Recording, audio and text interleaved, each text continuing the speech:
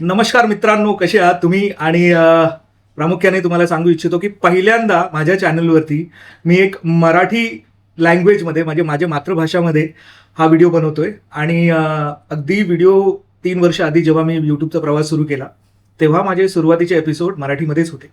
आणि त्यानंतर मी स्विच केला. त्याची वेगळी कारणं होती, व्यावसायिक कारणं होती.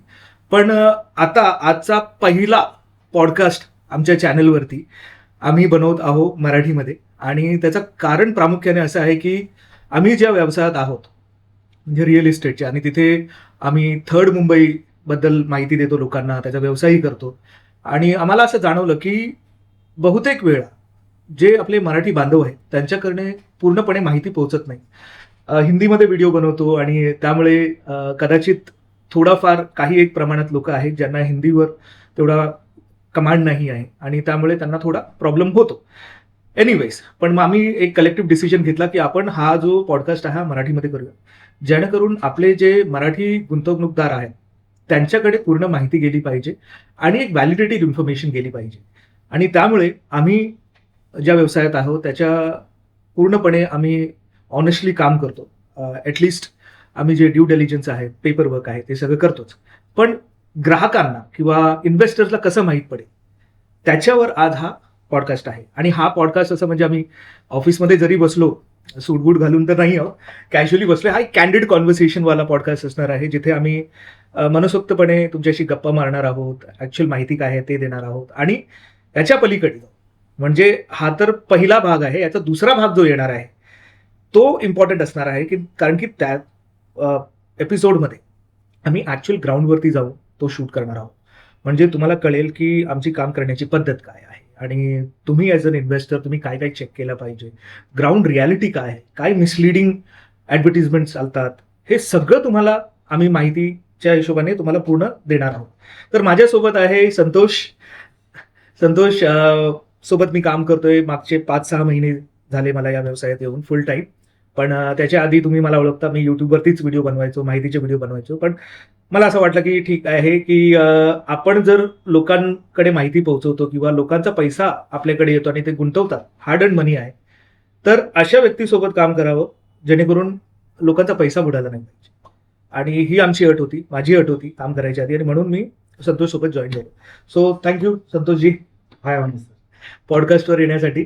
तर पहिली आणि पूर्ण माहिती आम्ही दोघं देणार आहोत आणि दोघे गप्पा मारणार आहोत. पहिली गोष्ट जी मला तुम्हाला विचारायची आहे ते म्हणजे इन्व्हेस्टमेंट म्हणून थर्ड मुंबई. म्हणजे इन्व्हेस्टमेंट करण्यासाठी तर लोकांकडे 100 ऑप्शन आहेत.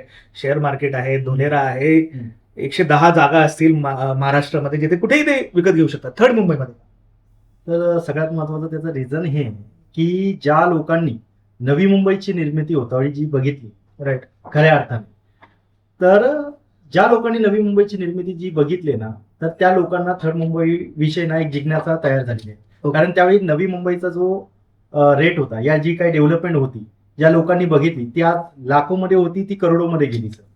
आणि ह्याच नवी मुंबईच्या धर्तीवर तिसऱ्या मुंबईची सर निर्मिती होते. ठीक आहे. आता ह्या तिसऱ्या मुंबईमध्ये गव्हर्नमेंटनी ज्या काही चुका ज्या झालेल्या होत्या सेकंड मुंबई यानी नवी मुंबई तयार होता होईल, तर त्या चुका सुधारण्याचा प्रयत्न ह्या तिसऱ्या मुंबईमध्ये केल्या गेलेला. आणि थर्ड मुंबईमध्ये गव्हर्नमेंटच्या सगळ्या पॉलिसी जवळपास क्लिअर झालेल्या आहेत की त्यांना थर्ड मुंबई बनवायची आहे. ती कशा पद्धतीने बनवायची आहे, त्याच्यासाठी कोणकोणत्या कंपन्या इथे येणार आहेत ते आपण थोड्या थोड्या वेळाने आपण त्या सगळ्या गोष्टी क्लिअर करूया. तर लोकांना आता उत्सुकता झाली थर्ड मुंबई म्हणजे काय, बरोबर. आणि त्याच्यामध्ये गव्हर्नमेंटचे कोणते प्लॅन्स आणि पॉलिसीज येतात आहे आणि कोणते प्रोजेक्ट तिथे येतात आहे. तर ह्या सगळ्या गोष्टींची आपण आज गप्पा आपण करूया. तर थर्ड मुंबईमध्ये काय हवं त्याच्या प्रश्नाची उत्तर मी आता देतोय तुम्हाला. तर तुमचा पुढचा काय प्रश्न?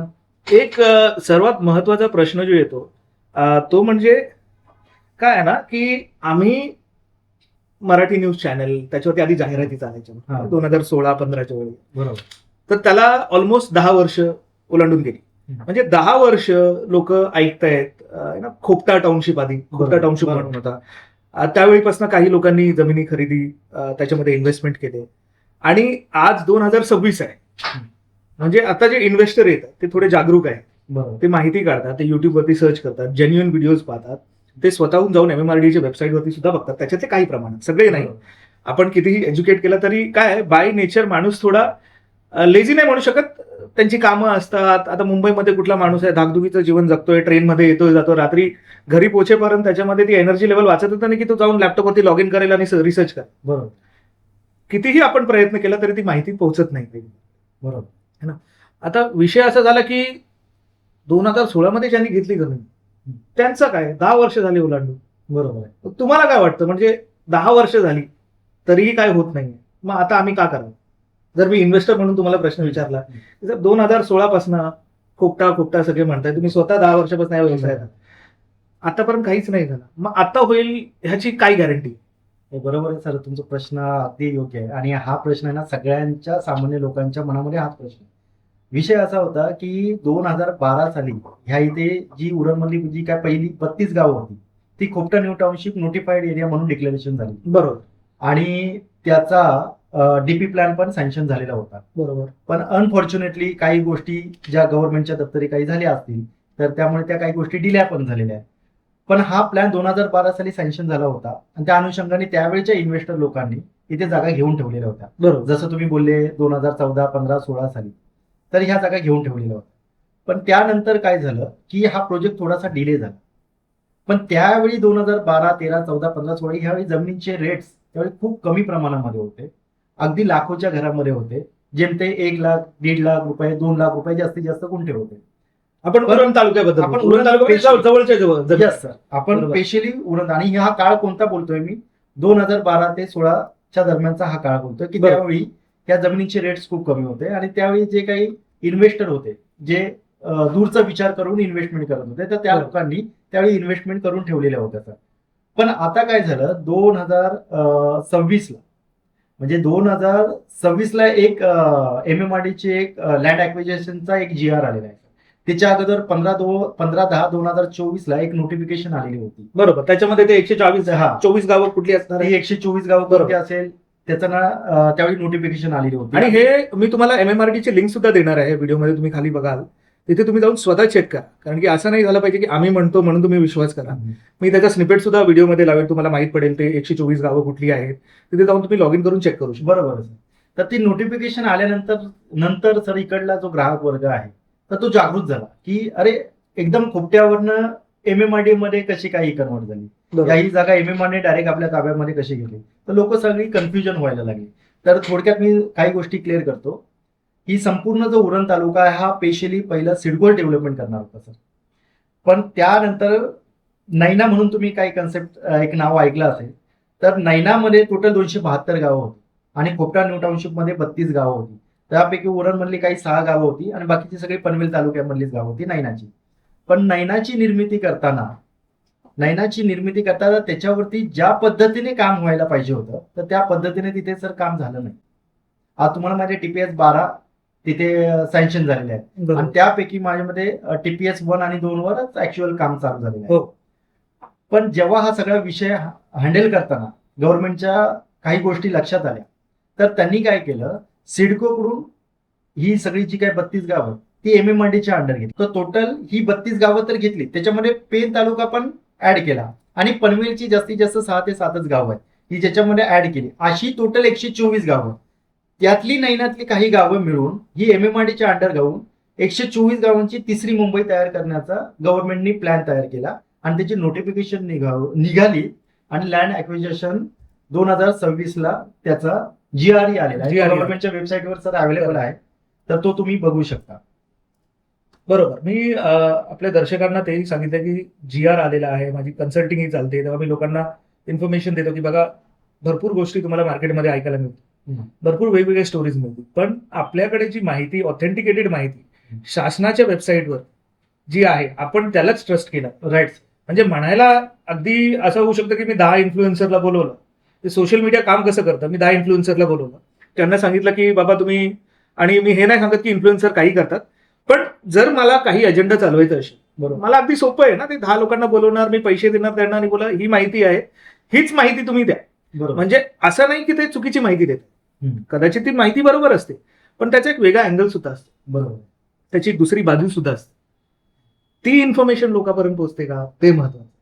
आणि हे जर नाही पोहोचली तर तुम्ही जर तुमचे लाखो रुपये किंवा करोडो रुपये तुम्ही ह्याच्यात गुंतवताय तर जर तुम्ही करोडो रुपये गुंतवता किंवा आता कोणासाठी जो 100 कोटीचा माणूस आहे बरोबर त्याच्यासाठी 2 कोटीमध्ये 2% झाले त्याचे. बरोबर पण त्याचं उत्पन्नच 10 लाख रुपये आहे, तुमच्याकडे 10 लाख रुपयेच आहे आणि तो जर 8 लाख रुपये 9 लाख रुपये टाकतोय याचा अर्थ तो माणूस 90% त्यांची पुंजी टाकतो. बरोबर त्या माणसाने किंवा त्या 2 कोटीच्या 100 कोटीच्या माणसाने दोघांनी संपूर्ण माहिती ही व्हॅलिडेट केली पाहिजे बरोबर आणि अगदी बरोबर. ते आपण जाणून घेऊया पुढच्या भागात की नक्की कसं केलं पाहिजे. कारण की काय आहे, आज मी जे बघतो, मी सुद्धा कधी कधी आपल्या ग्राहकांसोबत, क्लायंट सोबत, सबस्क्रायबर सोबत मी जातो, फील्डवर जातो, हम्म. तिथे मी आणि मी याच भागात राहतो, तर मी इथेच राहतो. तर येता जाताना आपल्याला होर्डिंग्स दिसतात ना, काही अगदी कॅची म्हणायला गेलं तर स्क्वेअर फीट मध्ये भाव सांगायला लागलेत लोक. बरोबर म्हणजे तुम्हाला जर 4 लाख रुपये 5 लाख रुपये असं तुम्हाला ऐकताना थोडं मोठं वाटत असेल तर त्याला आपण मिनिमम करायचं किती, 399 रुपीज पर स्क्वेअर फीट. बरोबर म्हणजे एक शहरात राहणाऱ्या माणसाला काय वाटतं, अरे फक्त 400 रुपये स्क्वेअर फीटनी आपल्याला जमीन मिळते बरोबर. आणि तिथे फ्लॅट जवळपास 30,000 35,000 रुपये स्क्वेअर फीटनी आहे. त्यांच्या मनात ते येतं. बरोबर. तर आणि ते बघून कदाचित काही प्रमाणात एक स्मॉल प्रपोर्शन ऑफ लोक ओव्हर एक्साइट होऊन जातात आणि त्या एक्साइटमेंटमध्ये घेऊन टाकतात. आपल्याही ऑफिसमध्ये भरपूर असे लोक आले जे ओव्हर एक्साइटेड होते बरोबर. आणि त्या लोकांना खरं म्हणजे म्हणायला गेलं तर आम्ही अगदी लगेच डील क्लोज केली आहे. पण नाही, त्यांना पूर्ण माहिती दिली आणि एखाद वेळी आपण सुद्धा समजतो की कुठलाही व्यक्ती जर आपल्याकडे आला आणि बोलला, साहेब माझ्याकडे आहे ना एवढे पैसे आहे, तुम्ही सगळे या आणि निवेश करा, तर मी ऍट अ पर्सनल लेवल, आणि आपण एकदा एक क्लायंटचं आपल्याकडे एक्झाम्पल सुद्धा आहे, बरोबर. आपण त्यांना नाही म्हटलं. बरोबर ते कर्जाची क्लायंट. कर्जाचे क्लायंट होते, ते अगदी घर विकून इथे पैसे गुंतवायला निघालेले. आणि त्यांना सांगितलं हे नका करू, आणि जर तुम्हाला करायचं असेल तर आमच्याकडनं नका करू, कारण की हे नाही, हे रिस्क मध्ये नाही बसत, रिस्क प्रोफाइलिंग मध्ये. बरोबर. आज तुमचा राहता घर, माझ्याकडे आणखी एक कॉल आलेला मागच्या आठवड्यात, मी अलिबागला होतो, एक ताईंचा कॉल आला आणि ते म्हणत होते की दादा तुमचा व्हिडिओ बघून आहे ना मी जमीन घेतली, दुसऱ्याकडनं घेतली. आता मी त्यांचे नावं नाही घेणार कारण की काय, तो व्यावसायिक भाग आहे बरोबर. आणि कोणाबद्दल वाईट बोलणं हे चुकीचं आहे. जरी आजही लोक मला कन्सल्टिंग करतात, दुसऱ्याकडनं जमिनी घेतात, तरी मी कन्सल्टिंग करतो, कारण की तो एक इंडिपेंडेंट भाग झाला जिथे आपण लोकांना एक चांगली समज द्यावी. जमीन चांगली असेल, मी प्रामाणिकपणे बोलतो जमीन चांगली आहे. जमीन चुकीची असेल, मी सांगते हे कागदपत्र तुम्ही चेक करा. त्या ताईने मला, त्यांचा प्रश्न असा होता की दादा आम्ही ऑलरेडी एका जागेला पैसे गुंतवलेत या 3ऱ्या मुंबईमध्येच, आता आमचा प्लॅन असा आहे की माझे काही दागिने ते विकायचा प्लॅन आहे, बरोबर. आणि कारण की सोन्याचा भाव चांगला चाललाय तर ते विकून आम्ही इथे परत गुंतवू. मग मी त्यांना म्हटलं की हे सगळं ठीक आहे, तुम्ही म्हणताय की आणखी तुम्ही 10 लाख उभे करणार आणि कुठेतरी तुम्ही जमीन घ्याल, हे सगळं ठीक आहे, पण मला हे सांगा, जर तुमच्या घरात एमर्जन्सी आहे मग तुम्ही काय कराल? बरोबर. म्हणजे हे बोलण्याचा प्रयत्न नाही करत की आम्ही किती ऑनेस्ट आहोत, किती ग्रीन फ्लॅग वाले लोक आहोत, किती काय आहोत, ते सगळं त्याच्यातला भाग नाही. पण माणूस म्हणून आपली जबाबदारी आहे की ठीक आहे आपण पैसे कमवू त्याच्यात, पण त्याची एक लिमिट असली पाहिजे ना. काहीतरी प्रामाणिकपणा दाखवावा की बाबा त्यांना समजावं आपण एवढ्या पैशांची उलाढाल बघतो, ते नाही बघत. ते त्यांना एक तर दिसतं होणार हे नक्की, ते मला सुद्धा माहिती, पण त्यासाठी तुम्ही सगळंच ओतून त्याच्यामध्ये पैसे टाका. उद्या फॅमिलीमध्ये मेडिकल इमर्जन्सी आली, मग काय करायचं? मग कुठनं आणाल पैसे तुम्ही? बरोबर. मग तुम्ही रस्त्यावर या. मग त्यांना मी समज दिली की नका करू, मी तुमच्या पाया पडतो हवं तर, पण नका करू. जेव्हा वेळ येईल, जेव्हा तुमच्याकडे दुसरे पैसे येतील, तेव्हा तुम्ही मला कॉल करा, तेव्हा मी तुम्हाला सांगेन. तुम्ही माझ्याकडनं नका घेऊ, चालेल, मला काही प्रॉब्लेम नाहीये. आणि काय, देवाच्या कृपेने आपल्या व्यवसायात क्लायंट आपल्याकडे भरपूर येतात, आपल्याकडे जमिनी नाहीये देण्यासाठी, आपण स्ट्रगल केलेलं आहे. 7/12 क्लीन 7/12 मिळणं हे अगदी कठीण काम आहे, सोपं काम नाहीये. क्लीन 7/12 आताच्या घडीला तर सर्व क्लिअर 7/12 मिळणं खूप अवघड अगदी आहे. कठीण आहे, पण त्यातूनही आपण शोधून काढतोय. आपला बॅक परफॉर्मन्स चांगला आहे, शेतकरी आपल्याकडे चांगले संबंध आहे. आपण शेतकऱ्यांची त्यावेळी जी काही त्यांच्या पैशाच्या ज्या काही मागण्या होत्या, या खरेदी खताला ज्या काही डिमांड्स होत्या, त्या आपण वेळेवर परिपूर्ण केलेल्या आहेत. बरोबर. त्यामुळे अजूनही आपल्याकडे चांगले 7/12 येतात. आणि आपली पडताळणी लायझनिंग टीमकडून, आणि मी स्वतः त्या सगळ्या गोष्टी पडताळून बघतो. तर त्यामुळे आपल्याकडे अजून सुद्धा विंधने गावामध्ये खूप साऱ्या अशा कंपन्या आहेत, ज्या काही मला क्लायंटही बोलतात की सर विंधने गावामध्ये तर आता जमिनी तर भेटतच नाहीये. बरोबर. तर तुमच्याकडे जमिनी कशा काय अवेलेबल? मी त्यांना हे सांगतो, आमचा पार्ट परफॉर्मन्स आणि आम्ही केलेले आतापर्यंतचे व्यवहार, तर त्या अनुषंगाने आमच्याकडे अजूनही सुद्धा विंधनेमध्ये जागा आहेत. आणखी एक गोष्ट मी सांगेन आपल्या प्रेक्षकांना की विंधने हा सर्वात जवळचा गाव आहे, KSCचा हा पहिला गाव आहे. बरोबर. म्हणजे जिथे अटल सेतू संपतो तिथून 3 किलोमीटर 3.25 किलोमीटरच्या अंतरावरती विंधने ग्रुप प्रमुखांचा टेरिटरी सुरू होते. तिथे तुम्ही जाल, तुम्हाला असे असंख्य बोर्ड दिसतील, सगळे मार्केटिंग करतात, जाहिरात. आपला एकही बोर्ड नाही. आपले कुठले बोर्ड आहेत? आपण ज्या लोकांना पोझिशन दिलंय आपले ते बोर्ड आहे. म्हणजे तुम्ही कोणाकडे जर विज्ञानामध्ये जात असाल तर जरा आत जाऊन बघा, तुम्हाला लँड्स अँड डेव्हलपरचे बोर्ड दिसतील जागोजागी लागलेले. ते जाहिराती नाहीये, ते आम्ही व्यवहार केल्यानंतर लोकांना जमिनीचे पोझिशन दिलेले आहे, त्याचे ते बोर्ड आहे, डिमार्केशन करून दिलेले आहे. तर हे तर आपण पुढच्या भागात बघूच, नक्की बघू. पण मग असा प्रकार येतो ना की साहेब तुमच्या इकडे एवढी महाग का? तर महाग, मी ही गोष्ट अगदी अभ्यास करून सांगतो की आमच्याकडे जे जमिनी आहेत ते महाग नाहीये, ते स्वस्त नाही. याचा अर्थ हे नाही की ती जमिनी महाग आहे. अगदी किरकोळ भावात जमिनी उपलब्ध नाही. तुम्हीच विचार करा, जर तुम्ही ऍज अ शेतकरी तुम्हाला माहित आहे की तुमच्या जमिनीचा भाव काय आहे, तुम्ही ते विकायला तयार व्हाल का? तुमच्या घरी काही अडचण असेल तरच तुम्ही विकायला याल ना. आणि तुम्ही का म्हणून अगदी स्वस्त दरात विकाल? बरोबर. तिथे काहीतरी गैरव्यवहार असू शकतो. 100%. म्हणूनच त्या जमिनी मार्केट रेटपेक्षा कमीमध्ये येत आहेत. बरोबर. एक तर शेतकरी तुमचा नातेवाईक असेल तर तुम्हाला तो स्वस्त दरात किंवा मायनस ऑल द एक्सपेन्सेस तुम्ही डिरेक्टली शेतकऱ्याकडनं घेतली तर गोष्ट वेगळी आहे. पण ते तुमचा नातेवाईक असला पाहिजे, जेणेकरून तुम्हाला माहित असलं पाहिजे की त्याच्यामध्ये भानगडी आहे की नाही. नाहीतर मग तिथे तुम्ही अडकाल. की मला भरपूर लोक प्रश्न विचारतात की सर हम वो डायरेक्टली शेतकरी से खरीद सकते हैं क्या? मतलब हम खुद लेने को डरते हैं अननोन शेतकरी से लेने के लिए, हम नोन शेतकरी से लेते हैं. आप चाहते हैं कि अननोन शेतकरी से आप ले डायरेक्टली, आप वो स्टंट करना चाहते हो तो कर लीजिए, बट उसमें हम कुछ नहीं कर सकते. बरोबर. म्हणजे काय लोकांना असं वाटतं की, आणि त्यांचं म्हणणं पण ठीक आहे, पण हे कुठे अशा झोनमध्ये जिथे डेव्हलपमेंट होते, जिथे जमिनीची एवढी खरेदी विक्री होते, तिथे तुम्ही हा प्रकार केला पाहिजे का? जर तुमच्याकडे अनुभव आहे, म्हणजे तुम्ही अगदी पिढ्यानपिढी तुमचा बिझनेस आहे किंवा तुम्ही मागच्या 8-10 वर्षांनी तुम्ही 4-5 व्यवहार केलेत, तुम्हाला माहित आहे ते कसं करायचं, तर मग तुम्ही करा ना. मग त्यासाठी तुम्हाला आमची गरज नाही. बरोबर. पण जिथे तुम्हाला माहितच नाहीये हे कसं करा, या छोट्या मार्केटच्या, या मायक्रो लेवल मार्केटच्या काही चॅलेंजेस आहेत. जसं इथे सीआरझेड आहे, भरपूर जागी सीआरझेड आहेच नाही. बरोबर. तुम्हाला कसं माहित पडेल ही जमीन सीआरझेडची आहे की नाही? नाही, काय होतं माहिती का सर, तुम्ही हा एक प्रश्न चांगला विचारला सीआरझेडचा. होतं काय, लोक म्हणजे जे तुम्ही मगाशी बोलले की गावामध्ये जातावेळी तुम्हाला सगळे बोर्ड दिसतील, जाहिरातांचे बोर्ड दिसतील. सर आताच्या घडीला ह्या जगामध्ये ऑक्सिजन फ्रीमध्ये भेटत नाही. त्याचेही तुम्ही कोरोना काळामध्ये बघितलं गेलं तर त्याचेही पैसे मोजावे लोकांना पैसे लागतात. द्यावे लागले. बरोबर. आज जमिनी फ्रीमध्ये भेटायला लागल्या. 3 गुंठ्यावर 1 गुंठा फ्री, 2 गुंठ्यावर 1 गुंठा फ्री. या अशा काही फसव्या ज्या काही जाहिराती आहेत, तर प्लीज कृपया करून ना त्यांना इग्नोर करा. ह्या असे काही रिअलमध्ये नाही आहे, याची सत्यताही नाही आहे. त्याच्या पाठीमागे खूप साऱ्या अशा गोडगंगाल गोष्टी आहेत ज्याच्यामध्ये तुम्हाला ते फसवलं जातं. तर एक एक करून मी तुम्हाला ती गोष्ट क्लिअर करतोच पुढे. तिसरी गोष्ट, आता सरांनी सीआरझेडचा विषय काढला.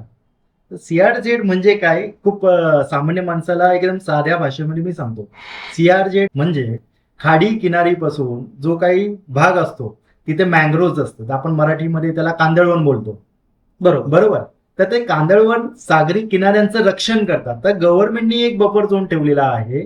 खाडी किनाऱ्यापासून साधारणपणे 200 मीटर अंतरावरती ज्या काही जागा आहेत त्या त्यांनी सीआरझेड मध्ये कन्वर्ट करून ठेवलेल्या आहेत. आणि याचे ऑफिशियल जे काही मॅप आहेत तर ते सर सगळे अवेलेबल आहेत गव्हर्नमेंटच्या वेबसाईटवर आहेत. ऑनलाईन तुम्हाला भेटतील बघायला, तुम्ही ते फॉलो करा. खूप साऱ्या अशा काही इथे कंपनीज आहेत त्या सीआरझेडच्या जागा विकतात आणि सीआरझेड जागांना गव्हर्नमेंट हात घालत नाही. ह्या जागा मिळतात कमी किमतीमध्ये, त्यामुळे तुम्हालाही देतावेळी ते देतात कमी किमतीमध्ये. अशा वेळी मग प्रश्न येतो, लँड्स अँड डेव्हलपर्स एवढे महाग का विकतात? तर त्याच्यापाठी हे काही कारण आहे. बरोबर. दुसरं एक सर, मला माहित आहे की तुम्ही कोणता प्रश्न विचारणार आहे. दुसऱ्या प्रश्नाचं मी तुम्हाला एक उत्तर देतो. इथे सर एव्हॅक्यू प्रॉपर्टीज आणि कस्टडियन प्रॉपर्टीज सुद्धा इथे आहे. तिसरी गोष्ट, इथे काही हाय टेन्शनचे टॉवर सुद्धा आहेत आणि काही गॅस पाईपलाईन सुद्धा गेलेल्या आहेत या भागामध्ये. तर ह्या ज्या प्रॉपर्ट्या आहेत ना, तर ह्या ज्या प्रॉपर्ट्या ज्या आहेत त्या शेतकऱ्याकडून या एजंट लोकांना खूप कमी किमतीमध्ये भेटतात आणि हे कमी किमतीमध्ये असल्यामुळे समोरच्याला कमी किमतीमध्ये विकल्या जातात. बरोबर. आणखी एक त्याच्यात नवीन प्रकरण मी पाहिलंय, मी ऑब्झर्व केलंय. गावठाणातली जमिनी विकल्या जातात, म्हणजे अगदी गावाला लागून जमिनी विकतात. हो, गावठाण बघा, ज्या लोकांना गावठाण मधली जर जमीन पाहिजे असेल त्यांनी गावठाण मध्ये अवश्य घ्यावी. पण मला एक गोष्ट सांगा, गावठाणमध्ये जर मूळचा शेतकरी जर तिथे राहत असेल आता आपण आउटसाइडर झालो, बरोबर आहे. तर गावठण मधले जे काही शेतकरी आहे ते पहिली ती जमीन घेतील ना गावठण मधलीच, बाहेरच्यांना कशाला देतील ते. तर त्यामुळे गावठणमध्ये ज्या काही जमिनी आहेत जे तुम्हाला सांगतात आहे तर त्यांच्याकडून विचारणा करून घ्या की ही माझी जमीन नक्की गावठणमध्ये येते का गावठणच्या बाहेर येते. एक साधा नियम तुम्हाला सांगतो, तुमच्या गावठणाच्या क्षेत्राच्या 200 मीटरच्या जर आतमध्ये जर तुमची जागा असेल ती गावठणमध्ये मोडली जाते आणि 200 मीटरच्या जर बाहेर असेल ती जागा ती शहरीकरणाच्या याच्यामध्ये येऊ शकतो, जे जिथे आपण आता थर्ड मुंबईची गोष्ट करतोय म्हणून तुम्हाला सांगतोय. सर एक बोलता बोलता एक प्रश्न म्हणण्यापेक्षा एक मला कस्टमरला सगळ्यात महत्वाचं सांगायचं होतं की सीआरजेड प्रॉपर्टीचं आपण एक्सप्लेन केलेलंच आहे. एव्हिक्यू आणि कस्टडियन प्रॉपर्टी एक ही गोष्ट मी तुम्हाला एकदम साध्या भाषेमध्ये सांगतो. जी काही इथे जेव्हा भारत आणि पाकिस्तानचं जेव्हा फाळणी झाली होती त्यावेळी काही मुस्लिम वर्ग हे पाकिस्तानमध्ये गेलेले होते आणि पाकिस्तानमधले काही लोक म्हणजे हिंदू लोक आपण एक कन्सिडर करू, ती आपल्या इंडियामध्ये आलेली होती, म्हणजे भारतामध्ये आलेली होती. पण ह्या ज्या प्रॉपर्ट्या होत्या ना सर, ते ह्या प्रॉपर्ट्या ज्या होत्या त्या मुस्लिम लोकांच्या होत्या जे पाकिस्तानामध्ये गेले होते, पण त्या प्रॉपर्ट्या अजून सुद्धा इथे आहेत ना. मग ह्या प्रॉपर्ट्यांचं करायचं काय? मग गव्हर्नमेंटनी काय केलं, या संपूर्ण ज्या काही प्रॉपर्टीज आहेत त्यांच्या त्या शेत जमिनी ज्या आहेत ते त्यांच्याकडे त्यांनी ठेवल्या आणि त्याला वर्ग 2 बनवून त्या प्रॉपर्ट्या त्यांनी इव्हिकी कस्टडियन प्रॉपर्ट्या संबोधल्या गेल्या. आता ह्या प्रॉपर्ट्या, आपला भारत देश सर शेतीप्रधान देश आहे, बरोबर, आपली अर्थव्यवस्था पूर्ण शेतीवर अवलंबून आहे. मग ह्या प्रॉपर्ट्या अशा रिझर्व्ह ठेवून चालल्या नाही, त्याची मशागत पण झाली पाहिजे, मेंटेन झाली पाहिजे. मग यासाठी गव्हर्नमेंटनी काय केलं, त्या प्रॉपर्ट्या तिथल्या स्थानिक शेतकऱ्यांना त्या मशागत करायला गेल्या, पण त्यांना विकण्याचा अधिकार दिला. हा सगळ्यात महत्वाचा पॉईंट, बरोबर, विकण्याचा अधिकार त्यांना दिलेला नाही. मग ह्या प्रॉपर्ट्या विकल्या कशा जातात सर? काही गोष्टींची हात जुळवणी करून त्या प्रॉपर्ट्या कंपन्या विकतात, पण हाच मोठा स्कॅम आहे सर. इथे या प्रॉपर्टी घेण्याचा अधिकार ना क्लायंटला आहे ना त्या विकण्याचा अधिकार त्या शेतकऱ्याला आहे, बरोबर. पण हे सगळे रजिस्ट्रेशन झाल्यानंतर सातबाऱ्यावर सुद्धा नाव येतात, पण जेव्हा तेव्हा ऍक्विजिशनचा विषय येतात त्यावेळी गव्हर्नमेंट तुम्हाला माहिती आहे की जमीन आमची आहे. येस, ते बोलतात आमची जमीन आहे आणि तुम्हीच आमच्याकडून ऍक्विजिशनचा सगळा फॉर्म्युला आणि पैसे मागतात, बरोबर. तुम्हाला एक्झाम्पल देतो, असाच एक प्रकार झालेला होता. अलिबाग कॉरिडॉर जो तिथं बनतोय बघा, त्या अलिबाग कॉरिडॉर मध्ये सर्वे नंबरचंही मी त्याला सांगतो, सर्वे नंबर 173 हा विंधने गावामधून गेलेला आहे. तर ह्या प्रॉपर्टीचं कम्पन्सेशन भेटत होतं, नुकसान भरपाई भेटत होती, बरोबर. साधारणपणे विंधनेमध्ये गुंठ्याच्या पाठी 11,40,400 रुपये ही नुकसान भरपाई भेटत होती. तर एक ग्रहस्थ ज्यांनी दुसऱ्या कंपनीमधून ही प्रॉपर्टी घेतली होती, जेव्हा ते ग्रहस्थ आपल्या इकडे आले होते तर त्यांनी सांगितलं, संतोष सर की माझी प्रॉपर्टी याच्यामध्ये गेले, कॉरिडॉरमध्ये घेतले आणि मला याची नुकसान भरपाई एवढी एवढी भेटणार आहे. तर मी बोललो सर नाही, तुमची प्रॉपर्टी इव्हिकी आणि कस्टडियन प्रॉपर्टी आहे तर तुम्हाला याची नुकसान भरपाई नाही भेटणार. तर ते बोले की नाही, आम्हाला पत्रक आलेलं आहे गव्हर्नमेंटकडून. मी बोललो ठीक आहे, तुम्ही प्रांत ऑफिसमध्ये जा आणि चौकशी करा, म्हणजे मी बोलण्यापेक्षा तुम्ही त्यांच्यावर ट्रस्ट, तुम्ही रेकॉर्ड्सवर हे करा. जेव्हा ती व्यक्ती गेली आणि त्यांनी बघितलं त्यावेळी गव्हर्नमेंटने हेच उत्तर दिलं, ह्या इव्हिकी कस्टडियन प्रॉपर्टी ह्या गव्हर्नमेंटच्या आहेत, बरोबर, याच्यावर तुम्हाला कोणताही प्रकारचा बदला भेटणार नाही. तर अशा प्रकारच्या जमिनी सुद्धा इथं विकल्या गेलेल्या आहेत, बरोबर. आपण जे काय आपला ग्राहक बोलतोय त्यांना अलर्ट करण्यासाठीच या गोष्टी सांगतो. सगळ्यात महत्वाचं, तुम्हाला एव्हिक्यू प्रॉपर्टी घ्यायची नाही, कस्टडियन प्रॉपर्टी घ्यायची नाही. मग तुम्ही तुमच्या मनात हा प्रश्न येईल की मग नक्की काय, मग हे ओळखायच्या कशा? जेव्हा तुम्ही त्याची पूर्ण 7/12 फेरफार ह्या सगळ्या काही गोष्टी करता, आय मीन केस पेपर सगळं करता, त्या फेरफारमध्ये क्लिअर कट याचा उल्लेख असतो की प्रॉपर्टी कस्टडीने आहे का एव्हिक्यू प्रॉपर्टी आहे, ते सगळं क्लिअर कट त्या फेरफारामध्ये मेन्शन असतं. ग्राहकांचं सर एक काम आहे महत्वाचं, भले कंपनी तुमच्या बरोबर चुकीचा व्यवहार करत असतं पण तुमची पण दक्षता घेणं गरजेचं, बरोबर, की तुम्हाला हे सगळे डॉक्युमेंट्स व्हेरिफिकेशन करणं या तुम्हाला त्यातलं ठीक प्रमाणे कळत नाही समजा, पण तुमचं एक आहे की एखाद्या वकिलाला प्रॉपर लँडचं नॉलेज आहे, अशा आज तुम्ही लाखो करोडो रुपये टाकतात सर, तर वकिलांना काही हजारांमध्ये तुम्हाला 15-20 हजार जो काही सर्च रिपोर्टचा टायटलचा खर्च असतो तो तुम्ही त्यांना देऊन त्या प्रॉपर्टी व्हेरिफिकेशन करून घ्या सर, आणि त्याच्यानंतर तुम्ही इन्व्हेस्टमेंट इथे करा. म्हणजे तुमची जी आयुष्यभर जी काही कमवलेली पुंजी आहे तुमची चांगल्या ठिकाणी इन्व्हेस्टमेंट होईल आणि क्लिअर टायटल प्रॉपर्टी तुमच्या हातामध्ये तुम्हाला भेटेल, बरोबर. हा तोच प्रकार झाला. म्हणजे काय होतं ना, कधी कधी ऍज अ ह्युमन बिंग, आणि हे मी सुद्धा अनुभवलंय की बहुतेक लोक आहे ना ते 6 महिन्यात हेल्थ चेकअप करायला जात नाही, कारण की त्यांना भीती वाटतं काही निघालं तर. तसंच काहीतरी प्रॉपर्टीमध्ये, म्हणजे तुम्ही लाखो रुपये टाकता, 20 लाख, 50 लाख, 70 लाख, 1 कोटी, 1.5 कोटी पण टाकतात काही लोक, पण जो 1.5 कोटी टाकणारा वर्ग आहे तो वकिलाकडे जातो, बरोबर. तो 10 लाख टाकणारा वर्ग आहे तो विचार करतो, अरे काम करतो मी कोणाला तरी विचारतो. मग ते तुमचे 10 लाख तुम्ही टाकले, तुम्ही कोणाला तरी विचारलं, तो वरना चेक करणार. तो थोडी स्वतःचे 10 लाख रुपये टाकलेत त्यांनी, तो काय चेक करणार, हा ठीक आहे. आणि हे मी करतो, माझ्याजवळ जो पण येतो मला विचारतो, मी तुम्हाला ओव्हरऑल लेवलवरती चेक करून सांगू शकतो. पण याची शहानिशा एक वकील आहे, माझ्याकडे काही लॉयर्स आहेत जे मी लोकांना रेफर करतो, आणि ते लॉयर असे आहेत जे कुठल्याही, म्हणजे आपण जे व्यवसायात आहोत, स्पेशली थर्ड मुंबई, त्याच्यामध्ये कुठल्याही कंपनीसोबत काम करत आहे असेही लॉयर आहेत, पण ते जमिनीचे एक्सपर्ट आहे. तर मी त्यांना रेफर करतो, कारण जेणेकरून कुठलाही कॉन्फ्लिक्ट ऑफ इंटरेस्ट होऊ नये, की बाबा आमच्या ओळखीचा वकील आहे म्हणून काय आहे तो आमची कामं करेल किंवा काहीतरी लपो. ते मी ट्राय करतो की ते कुठेही होऊ नये, कॉन्फ्लिक्ट ऑफ इंटरेस्ट नाही झाला पाहिजे. जर मी ग्राहकांना हे सुद्धा सांगतो, जर तुम्ही आमच्याकडनं घेता तर माझ्याकडनं मग वकिलाचा नंबर नका घेऊ, कुठल्या तरी दुसऱ्या वकिलाला शोधा.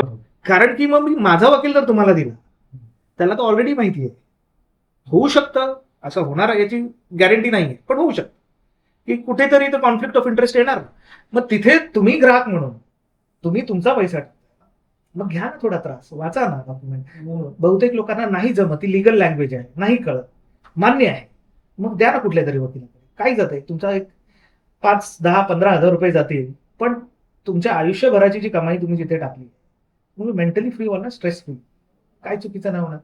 बरं, आणखी काही प्रकार मी बघितले. आपण परत एक गावठाणाच्या जमिनीवर, की काय झालंय, गावठाणाची जमीन जर कुठल्या ग्राहकाला दिली, त्याच्यामध्ये ग्राहकाचं नुकसान काय आहे हे मी सांगतो.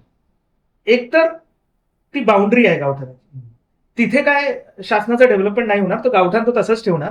ते नंतर गावातले लोक त्यांच्या सोयीनुसार तिथे बिल्डिंग बांधते. तुम्ही करावे विलेज बघा, किंवा तुम्ही नेरुळचा शिरवणे गाव बघा, बेलापूरचा दिवाळे गाव बघा, तिथे तुम्ही वेगवेगळी गावं लोकांनी बिल्डिंग बांधल्यात ना, पण तो लेआउट नाहीये, प्रॉपर प्लॅनिंग नाहीये. म्हणजे जर तुम्ही तिकडचे लोकल रहिवासी असाल तर तुमच्यासाठी एखाद वेळी तो ऍडव्हान्टेज आहे की बाबा आपण इथे बंगला बांधू गावात, आहे ना आपल्याला, कारण की मग तुम्हाला रस्ते कुठं मिळणार. सर्वात मोठा मुद्दा हे आहे की तुम्ही गावठाणातली जमीन घेतली, उद्या तुम्ही काय बांधायला गेला तिथे, तसं तुम्ही म्हटलं की आपण आउटसाइडर असणार आहे तिथे, बरोबर, तुम्हाला रस्ता कोण देणार. बहुतेक गावात सगळ्या गाडी एका मैदानात उभ्या असतात. आता तुम्ही विंदनेमध्ये जरी जा, मैदानात उभे असतात, किंवा कुठल्या तरी एका शेतात तळ्याच्या बाजूला असतात. जुईमध्ये जा तुम्ही, जुईमध्ये सुरुवातीलाच गाड्या उभ्या करायला लागतात, आतमध्ये गाड्या जातच नाही. मग तुम्ही जर गावठाणाची जागा घेतली, तुमच्या बिल्डिंग मध्ये जायला रस्ता कुठं नाही ना, तुम्ही पुढे बिल्डिंग बांधली. बरोबर, हा मोठा विषय येतो. मी स्वतः माझ्या गावात जमीन घ्यायचा प्रयत्न करतो, मला मिळत नाही, कारण की ऑब्व्हियसली मला अशी जागा पाहिजे जिथे माझी गाडी जाऊ शकेल. बरोबर, 3-4 गुंठे जिथे मी माझं घर वगैरे बांधेन, है ना. मी त्या गावातला रहिवाशी, म्हणजे राहत नसलो तरी ब्लड रिलेशन आहेत माझे त्या गावात, पण मला जागा मिळत नाही. तेवढं सोपं नाहीये ते. मी लोकांना ते सांगायचा प्रयत्न करतो, तुम्ही सांगताय सगळं ठीक आहे, पण मग ही डेव्हलपमेंट होणार कशी, रस्ता मिळणार कसा. एखाद वेळा तुम्ही काहीतरी सोल्युशन सुद्धा काढा, पण मग मला हे सांगा, करावे गावामध्ये G+4ची G+7ची बिल्डिंग जी आहे, आणि सीवूड्सला जे बाकी बिल्डिंग आहे, जे रोड फेसिंग आहेत, प्रॉपर लेआउटवाले, किंवा मागच्या बाजूला जे प्रॉपर लेआउटवाले आहेत, त्याच्या रेटमध्ये फरक किती आहे. खूप सारा फरक आहे, जमीन आसमानचा फरक आहे, कारण ते प्रॉपर प्लॅनिंग मध्ये येतात, आणि सिडकोनी ती प्लॅनिंग केली, आणि त्याचं रजिस्ट्रेशन होतं प्रॉपर, तुम्हाला लोन मिळतो. त्या बिल्डिंगवरती लोन नाही मिळणार, ग्राहक घेणार कसा काय, तर तो खेळ व्हॅल्युएशनचा आहे. नाही, त्यामुळे सर बऱ्याच काही गोष्टी रिस्क फॅक्टर पण आहे. त्यामुळे जर तुम्हाला, माझं हे म्हणणं आहे की ज्या लोकांना गावठाणमध्ये जर जागा पाहिजे असेल, तर आपण सांगितल्याप्रमाणे ते सगळे रूल्स फॉलो करून त्यांनी नक्की जमीन घ्यावी तिथे, आणि स्वतःचा बंगला बांधावा तिथे. आपल्या त्या बाबतीत काही हे नाही. पण मी पुन्हा एकदा त्याच गोष्टी, माझं म्हणणं आहे, तुम्ही बंगले बांधा, पण ग्राहकांना ते कळवा की गावठाणातली जागा आहे. ग्राहकांना माहितच नाहीये. मी पुन्हा एकदा तेच सांगितलं, ग्राहकांची चूक आहे. आपण एवढे व्हिडिओ बनवले, ग्राहकांना हे कळायला पाहिजे की माझी जमीन ही गावठाणमध्ये आहे का नाही आहे. जी काही कंपनीमध्ये तुम्ही घेताय तर त्यांच्याकडून त्याची शहानिशा करून घ्या, या तुम्ही तुमच्या वैयक्तिक इन्फॉर्मेशनवर या सोर्सेस थ्रू त्याची इन्फॉर्मेशन घ्या, जेणेकरून तुमची टाकलेली जी काही अमाऊंट आहे ती एका सुरक्षित ठिकाणी जाईल. बरोबर, माझं हे म्हणणं आहे. सर मगाशी आणखीन एक बोलता जे आपण EVP कस्टडियन बद्दल बोललो, मी मध्ये विषय काढलेला, टॉवर खालची जागा आणि गॅस पाईपलाईन खालची जागा आपल्याला घ्यायची नाही. सर बऱ्याच लोकांचा हा एक प्रश्न असतो, स्पेशली आपण विंधने गावामध्ये बोलूया, कारण विंधने गावामधून हाय टेन्शनच्या वायर्स गेलेल्या आहेत, मोठमोठे टावर्स आहेत. तर त्याच्या खालची जी जागा आहे शक्यतो घेऊ नका, कारण ते छोटे हाय व्होल्टेजचे टॉवर नाही आहेत, ते सगळ्यात मोठ्या हाय व्होल्टेजचे टॉवर्स आहेत. तर ते निघणं सोपं नाही. खूप साऱ्या कंपनी अशाही बोलतात की सर ते निघून जाणार आहेत, बरोबर, या ते जमिनी खालून जातील, ते होईल तेव्हा होईल, पण सर आता रिस्क का घ्यायची? आता रिस्क का घ्यावी? आणि दुसरी गोष्ट, त्या हाय व्होल्टेज टॉवरच्या खालची असणारी जी जागा आहे असं आपण पकडू, चला ते हाय व्होल्टेज टॉवर काढायचे, त्या गव्हर्नमेंटला काढणार आहेत असं आपण पकडू. सर गव्हर्नमेंटला ते हाय व्होल्टेजचे जे टॉवर आहे ते काढायचे म्हटलं ना, तर त्यांना एक अलाइनमेंट आहे, त्याच्या पाठी कमीत कमी 100 टॉवरचे ते काढावे लागते, तेव्हा ती अलाइनमेंट बरोबर. तिथून हलेल. सर्वात मोठा भाग मी तुम्हाला सांगतो. आपण जेव्हा आपल्या क्लायंटला प्रेझेंटेशन गुगल अर्थ वरती जाऊन बघा, हो बरोबर. नवी मुंबईचे टावर तुम्हाला अजून दिसतील, त्याच्या खाली गार्डन बनवलेत. हो शासनाने. गव्हर्नमेंटने सगळे सेटकोनी बनवले. ते काय हल्ले नाही आहेत. आता नाही. नवी मुंबई अगदी 50 वर्ष झाले नवी मुंबई शहराला, पण तिथे ते टावर अजून आहेत. आहेत ना. मग काय गॅरंटी आहे की पुढे जाऊन थर्ड मुंबईमध्ये निघतील टावर? ते नाही त्याची शक्यता फार कमी फार आहे कमी आणि गरज सुद्धा नाही. आणि गरज सुद्धा नाही. गरज सुद्धा नाहीये. तर मला असं वाटतंय की कोणत्याही ग्राहकाने, आणि एक खूप चांगली आज टेक्नॉलॉजी आहे, तुम्ही गुगल अर्थवर जा, त्या गुगल अर्थवर ते जे काही टॉवर्स असतात ना ते दिसतात सुद्धा सर, तर त्यावर जाऊन तुम्ही एक लाईन मारू शकता की तुमची जमीन ही टॉवरच्या खाली खाली आहे की आहे नाही. का नाही आहे ते सुद्धा तुम्हाला समजेल सर. बरोबर. तर शक्यतो ग्राहकांनी, शक्यतो मी हा शब्द वापरेल की इन फ्युचरमध्ये होईल तेव्हा होईल, पण आता बरोबर. रिस्क घेऊ नका. टॉवर खालची आणि गॅस पाईपलाईन खालची जी काही जागा आहे ती घेऊ नका तुम्ही, कारण मेन जी काही गॅस पाईपलाईन गेली आहे तिथे गेलची एक पाईपलाईन गेलेली आहे सर, हो नागोटण्यावरून ती काही आलेली आहे. IPCL, Yes, गेल. yes.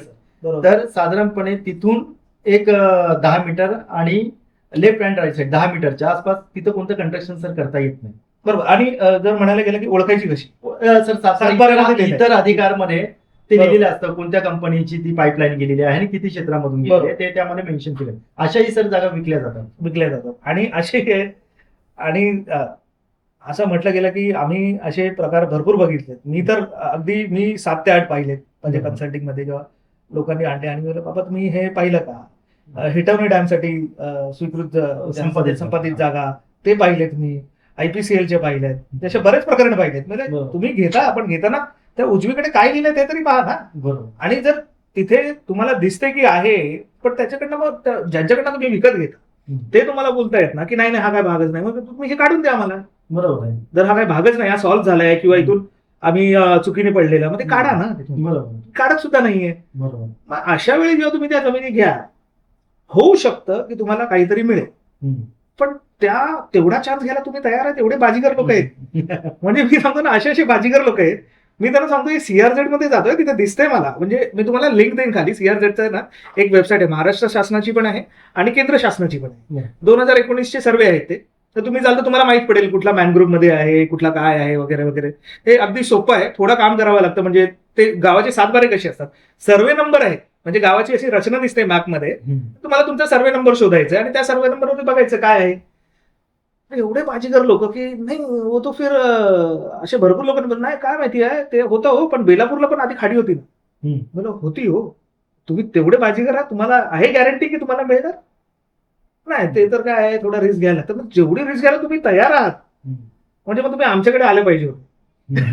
तेवढी रिस्क तुम्ही घेतली. म्हणजे काय रेटमध्ये डिफरन्स बाबा, काय ₹1,00,000 आणि त्याला 2 लाख जरी असला तरी म्हणजे 50-50 चान्स घेताय तुम्ही तुमच्या वेल्थ सोबत. म्हणजे हे करू नका हो. म्हणजे आम्हाला 16 गुंठ्याचाच खरेदी खत मारायचं, 10 गुंठे घेतले असते तुम्ही, पण अशी जागा घ्या ना जी क्लिअर आहे. म्हणजे तुम्हाला ती भीती असते की कोणतरी व्यक्ती आपल्यासोबत जोडला जाईल, मग तो पुढे कशा निघेल आपल्याला माहित नाही. अहो पण ती जमीनच चुकीची आहे. बरोबर. तुम्ही त्या चक्करमध्ये तुम्ही चुकीची जमीन विकत घेतली. हे काय भानगड करतात लोक, तेच कळत नाही. अगदी बरोबर बोलले सर. आणि आणखीन एक गोष्ट आहे की बऱ्याच लोकांचा हा प्रश्न, जसा आता तुम्ही उल्लेख केला की आमचं 16 गुंठ्याचं जे काही रजिस्ट्रेशन इथे होतं. आता तुम्हाला सगळ्यांना माहिती असेल प्रेक्षकांना, रायगड जिल्ह्यामध्ये 16 गुंठ्याचं रजिस्ट्रेशन होतं आणि पुणे जिल्ह्यामध्ये 11 गुंठ्याचं होतं. अजून वेगवेगळ्या जिल्ह्यामध्ये वेगवेगळ्या ठिकाणीच होतं. म्हणजे जिरायत शेत असेल तर 20 गुंठ्याचं पण खरेदी करत असतं. तर या रायगड जिल्ह्यामध्ये आपण जेव्हा कस्टमर लोकांना जागा देत असतो, ग्राहकांना, त्यावेळी काही लोकांचं हे म्हणणं असतं, सर आम्ही 3 गुंठे घेतोय, काही जर बोलतो आम्ही 4 गुंठे घेतो, काही 2 गुंठे घेतात. त्यांचा हा एक प्रश्न असतो सर कॉमन, की सर आमच्याबरोबर येणारे जे ग्राहक वर्ग आहे त्या तुमच्या कंपनीद्वारे आलेले, आम्ही त्यांना ओळखत नाही. बरोबर, आम्ही त्यांना ओळखत नाही, तर तुम्ही कशा प्रकारे रजिस्ट्रेशन करता? सर आता पुढचं एक खूप मोठी गंमत, मला माहित आहे तो प्रकरण माहित आहे. सांगतो, खूप ठिकाणी हे फसवणूक होते आणि याला बळी पडलेले खूप सारे लोक, भरपूर लोक आहेत. आपण त्या मेन पॉईंटवर येतो. पहिला आपण एक एक्झाम्पल घेऊन मी तुम्हाला सांगतो. तर आपण काय करतो की समजा तुम्ही सर 4 गुंठे घेतले, मी 5 गुंठे घेतले, आपण 5 आणि 4 9 झाले, राहिले 6 गुंठे. 7 गुंठे, एखाद्या कस्टमरनी समजा राहिलेले ते गुंठे घेतले आणि मिळून आपले 16 गुंठे घेतले. सर लँड्स अँड डेव्हलपर्समध्ये क्लायंट्स आलेले आहेत, पण ह्या 7-12वरती ज्यांचा आपण खरेदी करणार आहोत ते एकमेकांना ओळखत नाही. ते कंपनीला ओळखतात 3 जण. कंपनी काय करते, 3 जणांना एकत्र करून ते 16 गुंठ्याचं रजिस्ट्रेशन करते. कंपनीला माहित असतं की अविनाश सरांनी किती गुंठे घेतले, संतोष सरांनी किती गुंठे घेतले आणि एखादा समजा सोम्या गोम्या असेल त्यांनी किती गुंठे घेतले, हे कंपनीला माहित आहे. पण ह्या ग्राहक वर्गाला हे माहिती नाही की या समोरच्या व्यक्तीने किती घेतले, कारण ते दोघं अनोळखी असतात. हे 3 जण अनोळखी एकमेकांशी. लँड्स अँड डेव्हलपर्स काय करते, लँड्स अँड डेव्हलपर्स हे करते, ज्या दिवशी रजिस्ट्रेशन असतं ह्या लोकांचं त्याच्या आदल्या दिवशी त्या जागेचे वाटणीपत्र बनवते. त्याला आपण इंग्लिशमध्ये पार्टिशन डीड पण बोलूया. बरोबर. पार्टिशन डीड बनवते आणि ते पार्टिशन डीड 3 ग्राहकांना पाठवलं जातं सर. आणि त्याच्याबरोबर खरेदी केल्याचा ड्राफ्ट पण असतो. तो कशासाठी पाठवला, तुमचं आधार कार्ड, पॅन कार्ड, या तुमच्या नावाची स्पेलिंग बरोबर आहे का, हे सगळे डॉक्युमेंट्स आपण पाठवून देतो त्यांना रजिस्ट्रेशनच्या आदल्या दिवशीचं. आणि वाटणीपत्रामध्ये हे मेन्शन असतं की 16 गुंठ्यापैकी अविनाश सरांचे किती, एवढी जागा. या 16 गुंठ्यापैकी संतोषचे किती, या 16 गुंठ्यापैकी सोम्या गोम्याचे किती, हे सगळं मेन्शन, त्याच्यात क्लॅरिटी येते सर.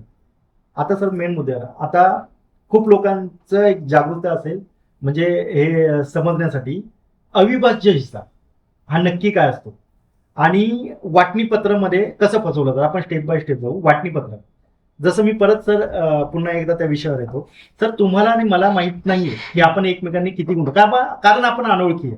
अशा वेळी कंपनी काय करते, तुमचे 6 गुंठे, माझे 4 गुंठे आणि आपण एखाद्याचा मनीष म्हणून नाव घेऊया, त्यांचे 6 गुंठे, 16 गुंठे झाले.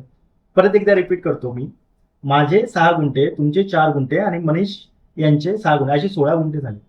एकमेकांना माहिती नसल्यामुळे, वाटणीपत्र न झाल्यामुळे कंपन्या काय करतात, आणखीन एखादा क्लायंट त्यामध्ये मर्ज करतात, ऍड करतात आणि चौघांचं त्याच्यावर रजिस्ट्रेशन होतं. खाली सामायिक क्षेत्र 16 गुंठे येतात. बरोबर. सर आता तुम्हाला कळालं असेल याच्यामध्ये फ्रॉड कुठे होतो. सर हा फ्रॉड फक्त याच्यासाठी होतो की वाटणीपत्र न बनवल्यामुळे. आता अनोळखी व्यक्तींना काय वाटतं, माझी बरोबर आहे, बरोबर, माझे मला वाटेल तुमचे 6 बरोबर आहे आणि मनीषला वाटेल मनीषचे 4 आहे. ह्याच गोंधळामध्ये ह्याच गोष्टीचा फायदा घेऊन वाटणीपत्र न बनवल्यामुळे ह्या सगळ्या गोष्टी होतात. आणि नंतर सर आता त्यांना नाही, 7-12वर सगळ्यांची नाव येतील, सामायिक क्षेत्र 16 गुंठे मेन्शन होईल. आता नंतर भांडा आपण सर दुसरा मुळशी पॅटर्न जेव्हा सिडको जेव्हा या जागा एमएमआरडीच्या हँडवर, तरी एमएमआरडी हे सगळं व्हेरिफिकेशन करणार ना की प्रत्येकाचे गुंठे किती आहेत, ते व्हेरिफिकेशन होणारच. मग त्यावेळी काय करणार, हे एकमेकांशी भांडत बसणार. बरोबर. मग करा कोर्ट कचेरी आणि मग ते मॅटर कंपनी काय आहे. आणि हो, हे एक मुद्दा मी भरपूर जागे बघितलाय की भरपूर कंपनी बंद होत हो आणि मग ते दुसरे ब्रँड नावाखाली उघडतात. बरं. काही कंपनी 2-2, 3-3 ऑफिसेस उघडून ठेवतात. त्याच्यामध्ये काय होतं माहितीये का, भरपूर ग्राहकांना असं सांगितलं जातं आणि आपणही करतो काही प्रमाणात की बघा आमची इच्छा आहे की आम्ही डेव्हलपमेंटमध्ये करावं. हे सगळा भाग ठीक आहे, म्हणजे आपली इच्छा आहे की आपण फ्युचरमध्ये जाऊन डेव्हलपर बनवू आणि आपण चांगल्या जमिनी लोकांना देऊ आणि काहीतरी प्रमाणात काही लोक तरी आपल्याकडे परत येतील की बाबा ह्या जमिनी आपल्याकडे मिळालेल्या, तुम्ही बघा काहीतरी जे आपल्याला करता येईल का. तर मी 1-2 व्यक्तींसोबत बोलत होतो आणि विषय असा होता की जमिनीमध्ये प्रॉब्लेम होता. ते नक्की काय प्रॉब्लेम आहे ते मी सांगणार नाही, तर काय अगदी ऑब्व्हियस होऊन जाईल. प्रॉब्लेम होता, मी सांगितलं त्यांना की या जमिनीमध्ये हा प्रॉब्लेम आहे. पण त्यांनी सांगितलंय की ते नंतर आहे ना स्वतः डेव्हलपर होणार. बरं, ते तर आम्ही सुद्धा सांगतो बरोबर. पण तुमच्यासाठी महत्वाचं काय आहे, उद्या, आणि मी हा एक्झाम्पल त्यांनी दिला, उद्या जर मी गेलो, आमच्यातला कोणतरी गेला, मग तुम्ही काय कराल. बरोबर. मग तुम्ही या प्रॉमिसवर घेऊ नका, जमिनीचे कागदपत्र तपासून. बरोबर. जमीन चांगली असणं हे महत्वाचं आहे, कारण की त्या चांगल्या जमिनीवरती कोणीही येऊन उभा राहील काम करण्यासाठी. तुमची जमीनच चुकीची असेल, मग मी तुम्हाला कितीही सांगेन ना, आज मी तुम्हाला काय देतो, मी रायटिंग मध्ये थोडी देतोय. बरोबर. तोंडी बोलायला काय अर्थ नाही. रायटिंग मध्ये तुमचे पेपर वर्क आहेत. बरोबर. तुमचे जे शहानिशा, तुमचे 7-12 फेरफार 8, तुमचे गाव गट नकाशा, जेवढे पेपर वर्क आहे तुमचे 1950 पासून अगदी 1940 पासून गटफोड, आकारबंद, आकारफोड वगैरे जे पण आहे ते सगळे तुम्ही चेक करा. बरोबर. ते क्लिअर आहे, CRZ फॉरेस्ट सगळं चेक करा. ते जर क्लिअर आहे आणि ते 124 गावामध्ये ते नावं आहेत, तर तुम्हाला ते 22.5% तत्वाच्या हिशोबाने मिळेल. ते 22.5%वर पण आपण डिस्कशन करूया. बरोबर. ते तुम्हाला मिळेल. आता मला हे सांगा, जर हे सगळं तुम्ही बघत नाहीये आणि फक्त कोणतरी चांगलं बोलतो किंवा चांगलं त्यांचं बोलतो आणि- ऑफिस स्वँकी आहे. म्हणजे हो. अगदी काही काही तर मला, मी 21 वर्ष कॉर्पोरेटमध्ये काम केलं आणि बघितलं तर मला अरे वा, कॉर्पोरेट पेक्षा पण भयंकर ऑफिस बनवलं या माणसाने. म्हणजे काय मार्जिनवरती ऑपरेट करतोय माणूस. बरोबर आहे. जर एवढा चांगला ऑफिस तुमचा असू शकतो, हा. एवढा तुमचा ऑपरेटिंग एक्सपेन्स आहे, एवढा मोठा स्टाफ तुम्ही घेऊन चालता, मग कुठेतरी काहीतरी गणित, इधर तुमचा व्हॉल्यूम मोठा आहे. म्हणजे असं नाही की सगळेच चुकीचे आहे, हे म्हणणं पण चुकीचं आहे. चुकीचं आहे, बरोबर. काही ऑर्गनायझेशन आहेत, काही कंपन्या आहेत जे चांगला व्यवहार करतात, मोठा व्यवहार करतायत. हम्म. आपण नाही तेवढा मोठा व्यवहार करत, कारण की आपण आहोत चिकित्सक पद्धतीचे लोक, जिथे येतात ना मॅग्निफाईंग ग्लास घेऊन बघत बसतो कुठेतरी, आणि तिथे कुठेतरी आपले व्यवहार मोठे नाही, पण जेवढं होतं ते चांगलेच आहे.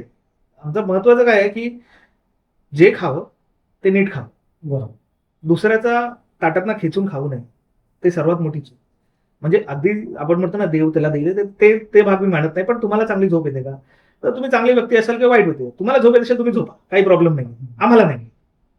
आणि नाही, तोच विषय आहे. याच्यासाठीच आपण एकत्र आहोत. त्याच्यासाठीच एकत्र आहे. नाहीतर आज आपण त्याच पद्धतीने जर केले असता हो. तर आज तुम्ही आणि मी आपण एकत्र नसतो. पॉडकास्ट केला नसता. हे अलर्टनेस आपण कस्टमरला, या ग्राहकांना दाखवून बरोबर, कारण की आपलं काय ऑफर मला सुद्धा भरपूर जागेवर नाही येतात, पण नाही तो लेवल ऑफ कॉन्फिडन्स नाही आहे की आज जरी तो एक पेपर चांगला निघाला, दुसरा निघाला, आणि आपल्याकडे लोक एवढे येतात, मी प्रत्येक पेपर चेक नाही करू शकत, कुठेतरी काहीतरी चुकीचं होईल, ती भीती आहे.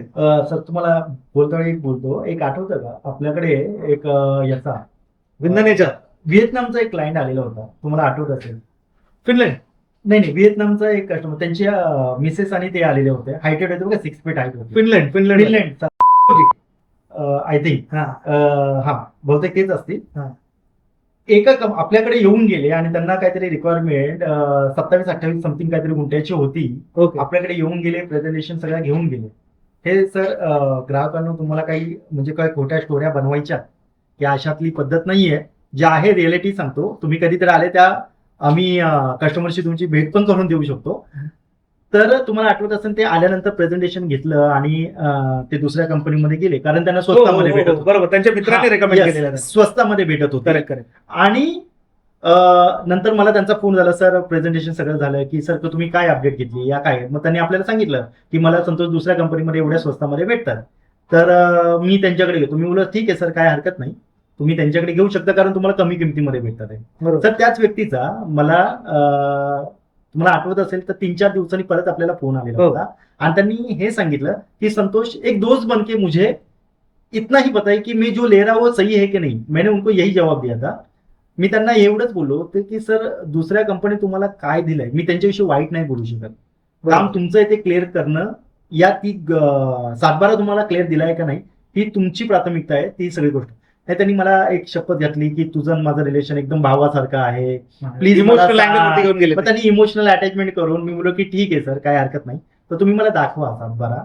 पण मी अजूनही सांगतो, मला ज्या कंपनी, त्या कंपनीचं नाव सांगू नका, ठीक आहे. तर त्यांनी मला तो 7/12 दिला सर. मी त्याचं व्हेरिफिकेशन केलं तर हे कळलं की तो 7/12 ऑलरेडी सेजला विकला गेला होता. ओके. मेट्रो डिपार्टमेंट आहे इथे, तिथे जाऊन त्याचं व्हेरिफिकेशन केलं, ऑलरेडी सेजला विकला होता आणि त्याचं बाय प्रूफ मी क्लायंटला दिलं. ओके सर क्लायंटनी अक्षरशः तुम्हाला माहित असेल हात जोडले होते आपल्याला, कारण तो सर 30 गुंठे घेत बरोबर. होता, तर आज करोडो रुपये टाकत होता. सर ते करोडो टाकले असते तर आज तो फसला तर असता सर. आज तो व्हिएतनाम वरून राहणारा क्लायंट कधीही इकडे नाही राहणार आणि ती जर डील झाली फिनलँडला आयुष्य, यस यस बरोबर. आयुष्याची पुंजी लावत होता जवळपास तो. किती मोठा सर त्याला तो झटका बसला असता. झटका, गैरव्यवहार, Yes. त्याच्यानी नावं खराब. म्हणजे जेवढे लोक प्रामाणिकपणाने काम करतात त्यांची नावं खराब. पण सर हे कशामुळे झालं? फक्त कमी किमतीमध्ये कमी कोण किमती. देतं म्हणून. बरोबर. पण विश्वास कोणावर होता? आपल्यावरच होता. आपल्यावर होतं. तर असे काही अनुभव तर पूर्ण गाठीचे आहेत. आपले आणखी एक आहेत जे आता पुण्याला कामाला आहेत. त्यांचं पण 16-17 गुंठ्याचं प्रकरण होतं. आपण ते सर्व्हे नंबर प्रमाणे चेक केला, मग फोन लावून त्याचे हरकती पडल्या. हा, नाव घ्यायला नको, कसं आहे ते आधी जर नाव घेतलेलं आपण तो पण एडिट मध्ये काढूया, कारण की कसं आहे मध्ये क्लायंटचे आणि मग त्या लोकांचे रिलेशन खराब होऊ नये. बरोबर. आणि हा व्यवसाय कसा आहे, त्याच्यामध्ये पैसा भरपूर आहे. बरोबर. म्हणजे पैशाची उलाढाल, जरी आमच्या खिशात तेवढा पदरात आमच्या पडत नसेल तरी उलाढाल भरपूर मोठी आहे. त्याच्यामुळे काय आहे, रिस्क मोठी आहे. नाही, बरोबर आहे. आणि तेवढा कोण कन्फ्रंट केल्यानंतर लोक आपल्याला असं बंदुकी घेऊन तयार होतील, काय बोललं आमच्याबद्दल. नाही नाही, बरोबर आहे. म्हणून ते कोणाच्या वैयक्तिक पहिली गोष्ट नाव सर, घेऊ नये. आपण कोणत्या कंपनीची नावं घेत नाही, बरोबर. पहिली गोष्ट. आणि आपल्याला ते चुकीचं करतात असंही आपल्याला असं बोलायचं म्हणत नाहीये. ग्राहकांनी फक्त सतर्क राहावं. ग्राहकांना आम्ही सतर्क करतोय, जमीन घेतावेळी तुम्हाला काय काय आणि कोणकोणत्या गोष्टी बघितल्या गेल्या पाहिजेत. मी थोडीशी तुम्हाला एक त्याची लिस्ट देतो. सगळ्यात महत्वाचं की तुम्ही ज्या कंपनीद्वारे ती जागा घेताय त्या जागेचा पहिला सातबारा बघा. वाटलं तर तुम्ही नोट करून ठेवा की जमीन घेतावेळी कोणकोणते डॉक्युमेंट्स बघितले जातात. तर त्याच्यात सगळ्यात महत्वाचा जो पुरावा असतो तो म्हणजे सातबारा. सातबारा म्हणजे काय, त्याच्यावरती कोणत्या जमीन मालकाचं नाव आहे ते त्याच्यामध्ये कळतं. म्हणजे थोडक्यात काय, कोणत्या जिल्ह्यात आहे, कोणत्या तालुक्यात आहे, कोणत्या गावात आहे, कोणत्या शेतकऱ्याच्या नावावर किती जमीन आहे, त्या शेतकऱ्याने काही कर्ज घेतलंय का, काय शासनाचे काही त्यांनी पॉलिसीज घेतलेल्या का, ते सगळे इतर अधिकारमध्ये अजून बऱ्याच काही गोष्टी असतात त्या इतर अधिकारमध्ये मेन्शन केलेल्या असतात. म्हणजे थोडक्यात काय, सातबाऱ्यावरनं मालक कोण आहे आणि त्याची किती जागा आहे थोडक्यात समजलं जातं. त्याच्या नंतर सातबारा नंतर फेरफार सगळ्यात महत्वाचे. 8 गटबुक नकाशा, त्याचा गाव नकाशा, आकारबन, आकारफोड, प्राथमिक, ह्या 7 गोष्टी तुम्हाला बघणं सगळ्यात महत्वाचं आहे. त्यानंतर पेपर नोटीस, त्याचा सर्च रिपोर्ट, कोणी 30 वर्षाचं घेतं, कोणी 50 वर्षाचं घेतं. पण एक नियमाप्रमाणे 30 वर्षाचा घेतला तरी काय हरकत नाही. 30 वर्षाचा search report, search title report हा तुमच्याकडे असणं सगळ्यात महत्वाचं आहे. आणखीन एक गोष्ट जी लोकांच्या लक्षात येत नाही, वंशावळ. त्यांची वंशावळ व्हेरिफिकेशन सर करणं महत्वाचं आहे की यांचे आजोबा कोण, बरोबर. आजोबाला किती मुलं, किती मुली, वारस नोंद झाली आहे की नाही, झाली आहे का नाही, ते सगळं कळतं. तर त्याच्यासाठी एक फॅमिली ट्री आपण बनवतो, त्याची व्हेरिफिकेशन करतो. आणि ती आपण खरेदी करताना सर लावतो, जोडतो आपण. बरोबर. ग्राहकांना माझं हेच म्हणणं आहे की तुम्ही कोणत्याही कंपनीमधून जागा घ्या, फक्त ह्या सगळ्या काही गोष्टी आहेत, स्टेप्स आहेत, त्या पूर्णपणे फॉलो करा. सगळ्या गोष्टींची पूर्तता झाल्यानंतर, वकिलांनी क्लिअर टायटल दिल्यानंतर तुम्ही ती जागा घ्या. आणखी एक मुद्दा म्हणजे सीआरझेड आणि फॉरेस्ट. तो वेगळा पार्ट झाला. सगळ्यात महत्वाचं हे फक्त जमीन व्हेरिफिकेशन करता वेळी जसं सर बोले, सीआरझेड प्रॉपर्टी, ईव्हीक्यू, कस्टडियन, टॉवर खालची, गॅस लाईन जिथे जाते तर ती जागा, देवस्थानाची जागा आहे. तर ह्या सगळ्या ज्या फिल्टरेशन करून याच्यामध्ये ह्या जमिनी जर येत नसेल आणि सांगितलेल्या स्टेप ज्या आहेत त्या फॉलो करून जर एखाद्या वकिलाकडून तुम्ही तो सर्च रिपोर्ट टायटल काढून घेतला तर नक्कीच ती जमीन पूर्णपणे क्लिअर आहे असं तुम्ही समजू शकता. ग्राउंड लेवलवरती पण काही गोष्टी असतात, त्या मेकॅनिझम करण्याचं का ती कंपनी करत असते. तर त्या कंपनीने प्रॉपर जर त्या गोष्टी केल्या असतील तर नक्कीच तुमच्या हातामध्ये क्लिअर टायटल असलेला सातबारा तुम्ही त्याच्यावर रजिस्ट्रेशन करू शकता. बरोबर. नाही, हे सर्वात महत्वाचं आहे. दुसरा एक मी जेव्हा लोकांसोबत बोलतो मी त्यांना एक नेहमी सांगतो की त्याची वारस नोंद झाली का आधी चेक करा. बरोबर. बहुतेक वेळी काय होतं माहितीये की फॉर एक्झाम्पल एक आणि हा एक्झाम्पल मी भरपूर लोकांना दिलेला आहे. तर समजा आधीच्या काळी ना कधी फॅमिलीमध्ये समजा एक मुलगी असते, तिने लव्ह मॅरेज केलं, तिचं नावच कधी टाकलं नाही, तर तुम्ही कसं माहीत पडेल तुम्हाला. हे जेव्हापर्यंत वंशावली नसेल आणि वंशावली एक कॉम्पिटंट अथॉरिटी आहे जो ऑथराईज करतो हा हे प्रॉपर आहे, तो एक भाग झाला. दुसरा तुमचा त्या गावात नेटवर्क असणं गरजेचं आहे सगळ्यात महत्वाचं. कारण की काय आहे, आणि हे मी भरपूर लोकांना सांगतो की बघा या सगळ्या गोष्टी ठीक आहे, चला तुम्ही एक वकिलाकडे गेला तो तुम्हाला सांगेल हे केलं आणि तो वकील अगदी बरोबर आहे त्याच्या जागी, पण जर वकिलालाच माहित नाही की यांच्या फॅमिलीमध्ये हा एक प्रकरण होता आणि एक 20 वर्ष आधी 25 वर्ष आधी असं प्रकरण घडलेलं आणि त्यामुळे त्या, कारण की वडिलांनंतर मुलांचं नाव, बरोबर, वडील गमावल्यानंतर त्याच्या आधी काय कोण सहसा टाकत नाही. मध्ये आपल्याला डेथ सर्टिफिकेट, मृत्यूचा दाखला जोडावा लागतो आणि त्यानंतर वारस नोंद होते ना. आता तो विषय झाला नाही आणि डेलिबरेटली त्यांनी त्या बहिणीचं नावच टाकलं नाही. मग यासाठी गावात ओळख असणं, गावातल्या लोकांची जाणीव असणं ते महत्वाचं आहे. आणि म्हणून आपण स्पेसिफिक मार्केटमध्ये ऑपरेट करतो. म्हणजे अगदी 124 गावामध्ये काही जमिनी विकायला घेत नाही, बरोबर, कारण की तिथे जर आपला ग्राउंड नेटवर्कच नाहीये, आपल्याला कोणीही काही माहिती देऊ शकतो. आपण ड्यू डिलिजन्स करू म्हणून आपण त्याच मार्केटमध्ये काम करतो जिथे आपली ओळख आहे, जिथे लोक आपल्याला ओळखतात. अगदी बरोबर आहे. म्हणून मी मगाशी एक्झाम्पल देता वेळी हे सांगितलं, ग्राउंड लेवलवरती मेकॅनिझमचं जे काम आहे ते आपण प्रॉपर करतो. त्याच्यानंतर ग्राहकांना कळणं गरजेचं आहे की असं नाहीये की तुम्ही म्हणताना कधी कधी काही लोक येतात, मग एक काम करा, मॅप बघून तुम्ही बोलता नाही आम्हाला ह्या गावामध्ये ना इथे जमीन मिळते का बघा. तेवढं सोपं नाहीये आताच्या घडीला तर नाही. कारण की काय आहे ना, ह्या जमिनी आहे ना ह्याच्या मागे एक भावनिक दृष्टिकोन सुद्धा आहे. लोकांच्या ची एक पुंजी आहे ती पिढ्यानपिढी आलेली पुंजी आहे.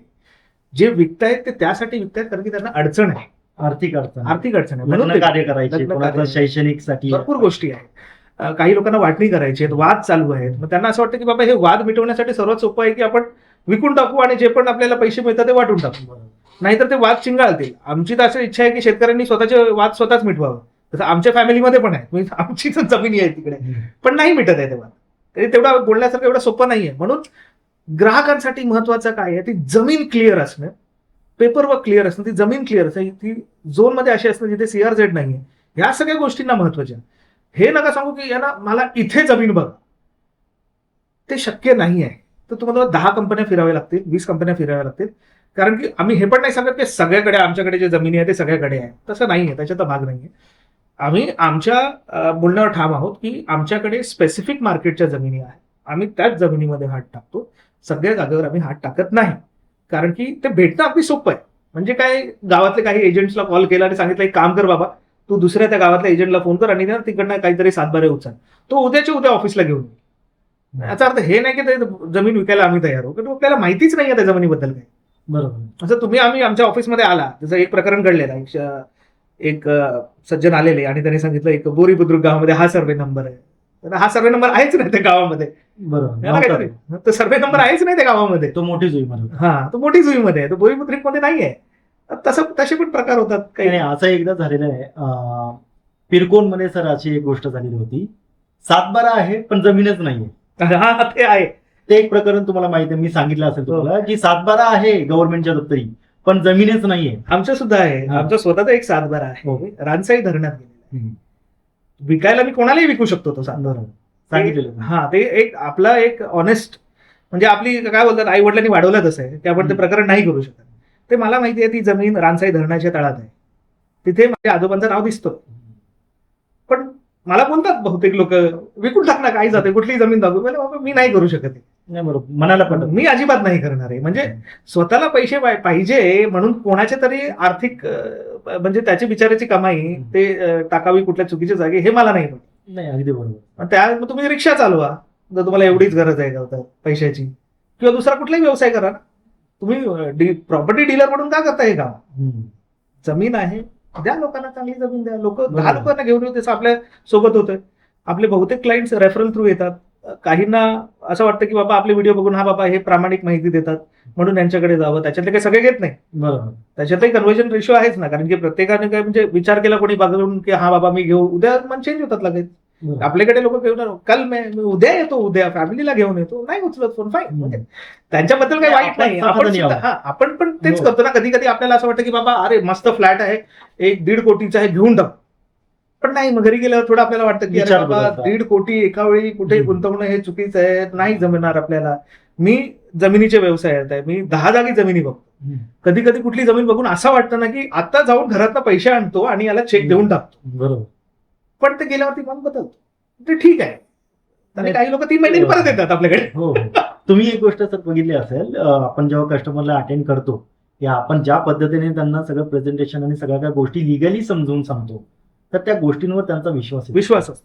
आणि आपण स्वतःहून त्यांना सांगतो आमचे डॉक्युमेंट्स घ्या आणि तुमच्या लॉयरकडून व्हेरिफिकेशन करून घ्या. हे पण आपण जी विश्वासार्हता त्यांना देतो, आपला जो पार्ट परफॉर्मन्स झालेला आहे, आपण ज्या क्लायंट लोकांना जमिनी दिलेल्या आहेत त्यांची आपण खरेदी कधी दाखवतो, बरोबर, या त्यांच्याबरोबर आपण जे काही रजिस्ट्रेशन झालेले, जे काही फोटोज ते सगळे काही दाखवतो, जागेचे आपले डॉक्युमेंट सगळे दाखवतो. तर त्या सगळ्या काही गोष्टींना त्यांना विश्वास जिंकतो आपण थोडक्यात. म्हणजे आपल्याकडे तुम्ही पाहिलं असेल तर 10 क्लायंट जर आले तर त्याच्यातले आपल्याकडे 7 ते क्लायंट हे नक्कीच आपल्याकडे घेतात. आणि 3 क्लायंट जे असे आहेत ते फक्त माहिती काढण्यासाठी येतात. त्या अदरवाईज त्यांचा काही थोडा फायनान्शियल प्रॉब्लेम झाला असेल ते त्या स्टेजवरती असतात. काही क्लायंट असे स्टेजवर असतात जे फक्त माहिती काढतात, मग ते 6 महिन्यांनी येतात, मग आपल्याला विचारतात रेट का वाढला. हो, ते सुद्धा झालं आपल्यासोबत. आणि देवाच्या कृपेने सर हे की आपल्याला जे काही क्लायंट आतापर्यंत भेटले ते खूप जेन्युइन क्लायंट आहे. ते अशा गोष्टींना बळी पडले नाहीये, बरोबर, रेटच्या बाबतीत. कारण त्यांनी तेवढा अभ्यास केला, त्यांनी क्लिअरिटी बघितली, ट्रान्सपरन्सी बघितली, आपल्यावरती विश्वास बघितला. सर जमिनीच्या बाबतीमध्ये ना हे डॉक्युमेंट्स या सगळ्या गोष्टी एक भाग झाला, तो जमिनीचा एक पार्ट आहे, या सगळ्या गोष्टींचा एक पार्ट आहे. पण सर जमिनीच्या व्यवहारात ना कंपनी आणि विश्वास हे विश्वास सगळ्यात महत्वाचं आहे. ट्रस्ट फॅक्टर सगळ्यात महत्वाचं आहे. बरोबर. आणि आणि आपल्याकडे जो घेणारा वर्ग आहे ना, हा. तो अगदी सुशिक्षित आणि वेल क्वालिफाईड, बहुतेक वेळी आहे ना आर्थिक दृष्टीने स्ट्रॉंग समृद्ध. असा आपला क्लायंट बेस आहे. बरोबर. कारण असं आहे की आपण फसवाफसवीचे खेळ खेळतो. नाही. म्हणून कोण आला आणि बोलला की 2 गुंठे पाहिजे, 3 गुंठे पाहिजे, अशातला भाग नाही की आम्ही नाही देऊ. हम्म. पण आपण त्यांना समजावून सांगतो की 2 गुंठे 1 गुंठे घेण्यापेक्षा तुम्ही हे पैसे कुठेतरी आणखी सुद्धा गुंतवू शकता. कारण की काय आहे, तुम्ही हे ड्यू डेलिजन्स करा. आपला भर असतो की ड्यू, मग त्यांना असं वाटतं की अरे पेपर वर्कसाठी खर्च जाईल, हम्म. तो त्यांच्या मनात एक प्रश्न येतो. मग तेव्हा आपण समजावून सांगतो की हे करणं गरजेचं आहे, आम्ही केलंय, तुम्हीही करा. तुम्ही करा. आणि बहुतेक आणि एक दुसरी गोष्ट काय माहितीये, आणि हा सृष्टीचा नियम आहे, जे आर्थिक किंवा फायनान्शियली स्ट्रॉंग असतात त्याच्यातले बहुतेक लोक आहे ना अभ्यास करून येतात. बरोबर, अगदी बरोबर. म्हणजे आपले ऑफलेट आपण जे मागचे 3 महिन्यात 4 महिन्यात जे आपल्याकडे आपण व्यवहार केले त्याच्यातले बहुतेक लोक आर्थिक दृष्ट्याने स्ट्रॉंग होते. हम्म. त्यांनी कुठेतरी आधी इन्व्हेस्टमेंट केलेली आहे हम्म. किंवा ते फायनान्शियली एवढे स्ट्रॉंग आहेत की त्यांच्याकडे टीम ऑफ लॉयर की त्यांचे लॉयर्स चेक करतात. असे लोक आपल्याकडे जास्त आहेत. कारण की आपण स्वप्न विकत नाही. नाही, आपण ट्रान्सपरन्सी देतो आपण आणि realistic जे आहे देतो. रिअलिटी सर सांगतो. आपण हे नाही सांगत की आज तुम्ही इथे 5 लाख टाका हम्म. आणि एक 5 वर्षात 50 लाख होते.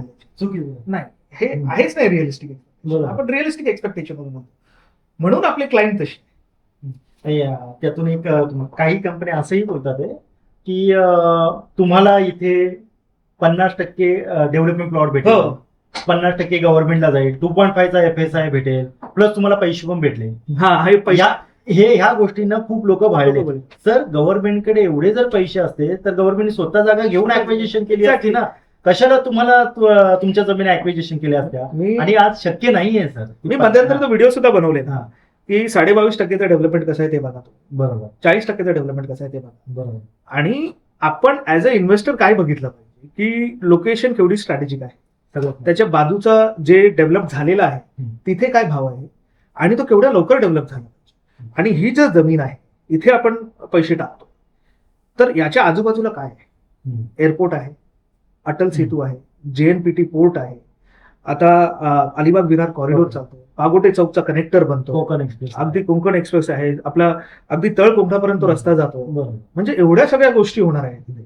फंडामेंटली इन्फ्रास्ट्रक्चर जो आहे तो फ्युल असतो कुठल्याही इकॉनॉमीचा. आणि इकॉनॉमीमध्ये तुमचे जर लँडचे प्राइसेस आहे ते केव्हा वाढतात? एक बेसिक गोष्ट आहे, जिथे इन्फ्रास्ट्रक्चर आहे तिथेच जमिनीचे भाव वाढतात. ऑफकोर्स. जिथे इन्फ्रास्ट्रक्चर नाही आहे तिथे नाही वाढ. भरपूर लोक मला विचारतात, म्हणजे हे सुरुवातीच्या स्टेजवरती असतात अगदी, की मग मुंबई 3 मध्ये का, मग मी इथे का नको टाकू.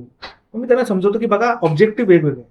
इन्व्हेस्टमेंट ऑब्जेक्टिव्ह आहे तर मला दिसते की मुंबई 3 मध्ये तुमची गुंतवणूक ही चांगली वाढेल. तुम्हाला जर फार्म हाऊस बांधून राहायचं आहे, झाडं लावायची, मग तुम्ही मग आम्ही कर्जतला घेऊ. मग कर्जतला तरी का घेतं? माणगावला घ्या ना, अगदी स्वस्त जमिनी आहे तिथे. बरोबर. 10 लाख 15 लाख रुपये एकरी मिळेल तुम्हाला तिथे. तिथे तुम्ही झाडं वगैरे लावा ना. तुमचा पर्पज डिफाईन करा, ते महत्वाचं आहे. तुम्ही कन्फ्यूज होऊन एका प्रॉपर्टी मधनं दुसरी एक्सपेक्टेशन ठेवताय की मग मी इथे घर बांधता येईल का? मग त्याला नाही बांधता येणार. जरी तुम्हाला तो प्लॉट मिळाला, तुम्ही 16 गुंठे 1 एकर जमीन घेतली, तिथे तुम्हाला मोबदला म्हणून 22.5% प्लॉट मिळाला, तरी तिथे तुम्ही बंगला बांधणार नाही. त्याचं कारण काय आहे की बांधू शकता पण तुम्ही बांधणार नाही. बरोबर. कारण की आर्थिक दृष्टिकोनातनं त्या जमिनीवरती बंगला तुम्ही बांधायचा विचारच नाही करू शकणार. तुम्ही विचार करा, अरे हा जर प्लॉट मी डेव्हलपमेंटला दिला, मी केवढा पैसा कमवू शकतो, त्या पैशाने मी कुठेतरी चांगल्या जागेवरती मस्तपैकी सेकंड होम, मोठा लॅविश बंगलो बांधू शकतो. बरोबर, अगदी बरोबर. हा गणित तुम्ही समजवायचा प्रयत्न करतो. आता काय चुकी त्यांचीही नाही. ते विचार करतायत की आपण एवढे पैसे गुंतवले तर फ्युचरमध्ये आपण फॅमिलीसाठी एक बंगला वगैरे बांधू. तर ठीक आहे, पण आपलं एक काम आहे, कर्तव्य आहे. त्यांच्या मध्ये हा मिळवणं हा आपला ऑब्जेक्टिव्ह आहे. त्यांना जे खरं आहे ते सांगणं आपलं ऑब्जेक्टिव्ह. बरोबर. पुढे जाऊन त्यांनी आपल्याला प्रश्न नाही विचारले की बाबा तुम्ही आम्हाला हे सांगितलं ऐका ना. नाही, माझं म्हणणं हेच आहे सर की ज्या लोकांकडे पैसा आहे आणि एक कुठेतरी तुम्ही बँकेमध्ये ठेवलेला आहे, त्याचं एक व्याज खूप कमी प्रमाणामध्ये तुम्हाला भेटतंय. बरोबर. तर अशा लोकांनी, ज्यांच्या, मी परत एकदा बोलतो, ज्यांच्याकडे पैसे आहेत त्यांनी नक्कीच फार्म हाऊस घ्यावा. बरोबर. आणि त्यांचं जे काही स्वप्नाचा बंगला त्यांनी बांधावा. तुम्हाला सर काही उदाहरणं अशी देतो की काही लोकांनी लोन काढून फार्म हाऊस बांधलेले. हो, असे पण काही लोक आहेत. ऍक्च्युली साफ चुकीची ती इन्व्हेस्टमेंट आहे. तुम्हाला 2-3 उदाहरणं पण देतो झालेले आहेत. आमच्याकडे काही अशी लोक आली ज्यांनी कर्जत खोपलीपाली रोडला ना फार्म हाऊस घेतलेले आहे. बरोबर. ते जेव्हा क्लायंट लोक त्यांचा अनुभव जेव्हा सांगतात, अरे संतोष सर आम्ही त्यावेळी इन्व्हेस्टमेंट केली, फार्म हाऊस घेतले, छान वाटलं. पहिला आठवडा, 1 महिना, 2 महिने, 6 महिने आम्हाला छान वाटलं तिथे. पण नंतर बोरिंग, तेच किती डोंगर, वापरलं? किती दिवस तुमच्या गावातला घर असेल तर गोष्ट वेगळी आहे. हो. तर अशा लोकांनी आता सर नॉर्मली तुम्ही बघताय, जर खोपोली-पाली या कर्जत साईडला जर जागा घ्यायची असेल 25 लाख 20 लाख रेंज, म्हणजे डिपेंड ऑन लोकेशन असे रेट आहे. तुम्ही एकर मध्ये जर जागा घेताय, ती जागा मेंटेन करणं पण महत्वाचं आहे ना सर. आज तुम्ही जरी बंगला तिथे बांधायला गेला तर हमखास तुम्ही 2 BHK बंगला बांधा, तरी त्याची कॉस्ट 50 ते 60 लाख रुपये कंट्रोल कॉस्ट होते. फर्निचर कॉस्ट त्याच्यामध्ये ऍड झालेली असते. तो सगळा एकरभर एरिया तुम्हाला डेव्हलप करता वेळी या त्याचा मेंटेनन्स करता तुम्हाला ऍटलीस्ट 3-4 लोक कामाला ठेवावे लागतात. बरोबर. त्यांचा पगार, त्यांचा मेंटेनन्स, ते इलेक्ट्रिसिटी बिल, या त्याचा काही आणखीन काही गोष्टी असतात ते. आणि जर तुमचं ते आणि तुम्ही एअरबीएनबी अगदी तुम्ही श्रीमंत असाल गोष्ट वेगळी, हा. तुमच्या रेव्हेन्यूचा काहीच टक्के जातं आणि ते तुम्ही घेऊ शकता ना, म्हणजे कमवता Yes. तेवढा हो. उत्पन्न आहे. तुमचं उत्पन्नच नाहीये तेवढा. मग तेच मी म्हणायचं की शेती- त्याच्यामधून तुमचं उत्पन्नच होत नाही, या बरोबर. तुम्हाला रेग्युलरली काही त्याच्यातून इन्कम होत नाही, उलटा तुम्ही लॉस होत चाललेले आहे त्याच्यामध्ये. महिन्याला तुमचे 1.25 लाख या 1 लाख रुपये तुमचे जातात ते मेंटेन करण्यासाठी. तर ती लोक आपल्याला सांगतात की सर तो आमचा बंगला म्हणजे विकून द्या, त्याच्या बदल्यात आम्ही थर्ड मुंबईमध्ये घेतो. कारण नंतर हे शहाणपण आपण बोलतो ना, आणि ते हे सुचलेलं असतं. भरपूर वेळा मी सुद्धा ऑब्झर्व केलंय की काय आहे ना, आणि याच्यामध्ये चुकीचं नाहीये की ते भरपूर वेळा सेकंड होम मध्ये इन्व्हेस्ट करतात, एअरबीएनबी किंवा असे शॉर्ट टर्म लिझिंग प्लॅटफॉर्मवरती ते लीज करतात. तो धंदा चांगला आहे. प्रॉब्लेम काय आहे, तुम्हाला मार्केट कळायला. बरोबर. अनुभव न घेता तुम्ही, जसं फॉर एक्झाम्पल कर्जत आहे, कर्जतमध्ये कुठे चालतं, लोकांची प्रेफरन्स काय कुठे जाण्याची. म्हणजे कर्जत हा जो तालुका आहे भरपूर मोठा आहे, खूप मोठं. भरपूर जमिनी आहे तिथे. तुम्ही कर्जतच्या नावाखाली कुठेही घेतला, याचा अर्थ हे नाही की लोक तिथे पोहोचतील. हा, तुमची सोशल मीडिया मार्केटिंग चांगली असेल, तुम्ही इन्स्टावरती चांगले परफॉर्मन्स ऍड वगैरे रन करतात, त्यांनी तुम्हाला एक चांगला कन्व्हर्जन मिळतं, याच्यातला भाग वेगळा. पण हे तुम्ही करू शकता का? जर तुम्ही करू शकता तर तुम्ही करा. बरोबर. पण कोणीतरी केलं आणि मग ते बघून तुम्ही करणार आहात, तुमच्याकडे तेवढा वेळ नाही, मग ते थोडा आहे ना घशातला हाड बनवून जाईल. ते काही सोपं नाहीये. प्रॉपर्टी मेंटेन करणं हा डिफिकल्ट आहे, स्पेशली स्टँड अलोन प्रॉपर्टी जिथे तुम्ही राहत नाही. म्हणजे तिथे इलेक्ट्रिकल फेलियर, भरपूर फेलियर काही गोष्टी प्लंबिंगचे इश्यूज वगैरे. ह्या बोलण्याचा अर्थ हे नाही की तुम्ही हे करू नका, तुम्ही करा, पण त्याचा अभ्यास करू. जर तुम्हाला पूर्ण नॉलेज असेल, वेळ असेल तर तुम्ही. आणि मी पुन्हा एकदा हे सांगेल की ज्या लोकांजवळ पैसा पडून तर त्यांनी नक्कीच तिकडे फार्म हाऊस बांधावा. पण आपल्याकडे काही सेव्हिंग अमाऊंट आहे आणि त्याच्यातून लोन काढून तुम्ही फार्म हाऊस तर त्याला काही वर्थ नाहीये सर, असं माझं म्हणणं आहे. तर परत आपण थर्ड मुंबईकडेच थोडंसं जाऊया. तर आपण परत वळूया थर्ड मुंबईकडे. थर्ड मुंबईमध्ये किंवा मुंबई 3, आता हा तर एक ओव्हरऑल नाव झालं, म्हणजे कुठेही वापरतात लोक. कर्जतमध्ये पण वापरतात, म्हणजे अगदी मला असं वाटतं नेरे कुठेही वापरतात, कुठे वापरतात. आपण KSC म्हणून है ना ते म्हणूया. आता याच्यामध्ये डेव्हलपमेंट काय काय येणार आहे, म्हणजे बहुतेक आपण व्हिडिओच्या माध्यमातून पण मध्यंतर पण लोकांना कळवलंय, पण अजून काय काय येणार आहे तिथे, जेणेकरून लोकांनी तिथे पैसे गुंतवले पाहिजे, आणि का असं आपल्याला वाटतं की तिथे चांगली ग्रोथ मिळू शकते. बरोबर आहे सर. तुम्हालाही माहित आहे की माननीय देवेंद्र फडणवीस साहेबांनी खूप काही गोष्टी इथं क्लॅरिटी केलेली आहे, आणि त्यांनी व्हिडिओच्या माध्यमातून आणि ऑन कॅमेरा प्रेस समोर पण त्यांनी हो, ते अगदी MMRDAच्या इन्स्टा हँडलवरती, किंवा आपण काय आहे ना, कुठला व्यक्ती मुख्यमंत्री house of the floor of the house मध्ये जेव्हा ते जाऊन सांगतात विधान भवन मध्ये की 3री मुंबई येणार आहे, याचा अर्थ हे येणार आहे. मुख्यमंत्री सारखा व्यक्ती असंही काही कुठेही बोलत नाही, अभ्यास असतो. आणि देवेंद्र फडणवीस यांचा अभ्यासू माणूस आहे, आणि ते प्रत्येक वेळी ऍटलिस्ट तुम्ही त्यांच्या पॉलिटिकल याच्याने अग्री करा, डिसअग्री करा, पण एवढी गोष्ट नक्की आहे की ते डिलिव्हर करतात. ऍटलिस्ट इन्फ्रास्ट्रक्चर पर्स्पेक्टिव्हने मी ते पाहिलंय, मी अनुभवलं सुद्धा आहे. तर त्यांनी फ्लोर ऑफ द हाऊस मध्ये सांगितलं आहे, त्यांनी बिझनेस चॅनल्स वरती सांगितलं, त्यांनी डावोस मध्ये जेव्हा गेले तेव्हा सुद्धा त्यांचा एक ऍड्रेसल आहे जिथे ते पेन रायगड ग्रोथ सेंटर मध्ये बोलतात, त्याच्यावरती आपण डिटेल व्हिडिओ सुद्धा बनवलेला. जसं दावोस मध्ये जाऊन त्यांनी काही कंपन्यांशी करार सुद्धा केलेले आहेत. सगळ्यात महत्वाचं, एअरपोर्टच्या बाजूला इथे अॅरो सिटी येते सर. बरोबर. जगातल्या सगळ्यात टॉप 5 युनिव्हर्सिटीज येतात ह्या भागामध्ये. म्हणजे साधारण पुंडेवाल म्हणून एक पुष्पगडच्या जवळ एक गाव आहे, त्या कुंडेवाळ गावामध्ये ह्या 5 युनिव्हर्सिटीज येतात आहेत. जवळपास 250 एकर जागा त्यांना अलॉटमेंट करतात आहे. बरोबर, त्याच्यात अप्रुव्हल सुद्धा दिलं, बजेट अप्रुव्हल दिलं. एमयू तर साईन झाले, आता नोटिफिकेशन पण आले, बरोबर, सिडकोच्या वेबसाईटवर आहे सर बरोबर. ऑलरेडी. ते बजेट अप्रुव्हल वगैरे केलंय Yes, त्यांनी yes. इन्फ्रा डेव्हलपमेंटसाठी. त्यानंतर सिलिंग तर ऑलरेडी सर त्यांनी बनवलेलाच आहे. त्यानंतर JNPT उरण सारखे त्यांनी रोड जे पहिले 6 लेनचे होते, 4 लेनचे होते, एक्सटेंड करून आज ते 10 लेनचे पण तयार झालेले आहेत. गव्हर्नफाटा जंक्शन तुम्ही बघितलं असेल. त्याच्या पुढे गेले तर तुम्ही चिर्ले जंक्शन जिथं अटल सेतू बरोबर. उतरतो तो बघितला असेल. त्याच्या पुढे गेले तर तुम्ही करल फाटा जंक्शन बघितलं असेल. सर केवढे मोठे ते जंक्शन सर त्यांनी तयार केलेले आहेत. तर सर ॲरो सिटी तर झालेच, एड्यू सिटी झाले, रेसिडेन्शियल येतोय, कमर्शियल येतोय, डेटा सेंटर येत आहे, AIचं रिसर्च सेंटर सर इथे येत आहे, त्याने इनोव्हेशन सिटी येते, ग्रोथ सेंटर येते, रायगड पेन जिल्ह्यामध्ये येत आहे, त्याचप्रमाणे स्पेशल रेसिडेन्शियल येतोय, IT पार्क्स येतात आहे. मध्यंतरी एक न्यूज पण होती, भारतातलं सगळ्यात मोठं stadium, okay, in a sense जगातलं माफ करा, जगातलं सगळ्यात मोठं स्टेडियम बनवण्याचा प्लॅनिंग सुद्धा त्यांचा ह्या भागामध्ये आहे. डिझनी वर्ल्डला काही 100 एकर जागेसाठी पण त्यांचे काही MU साईन झालेले आहेत सर त्यांच्यावर.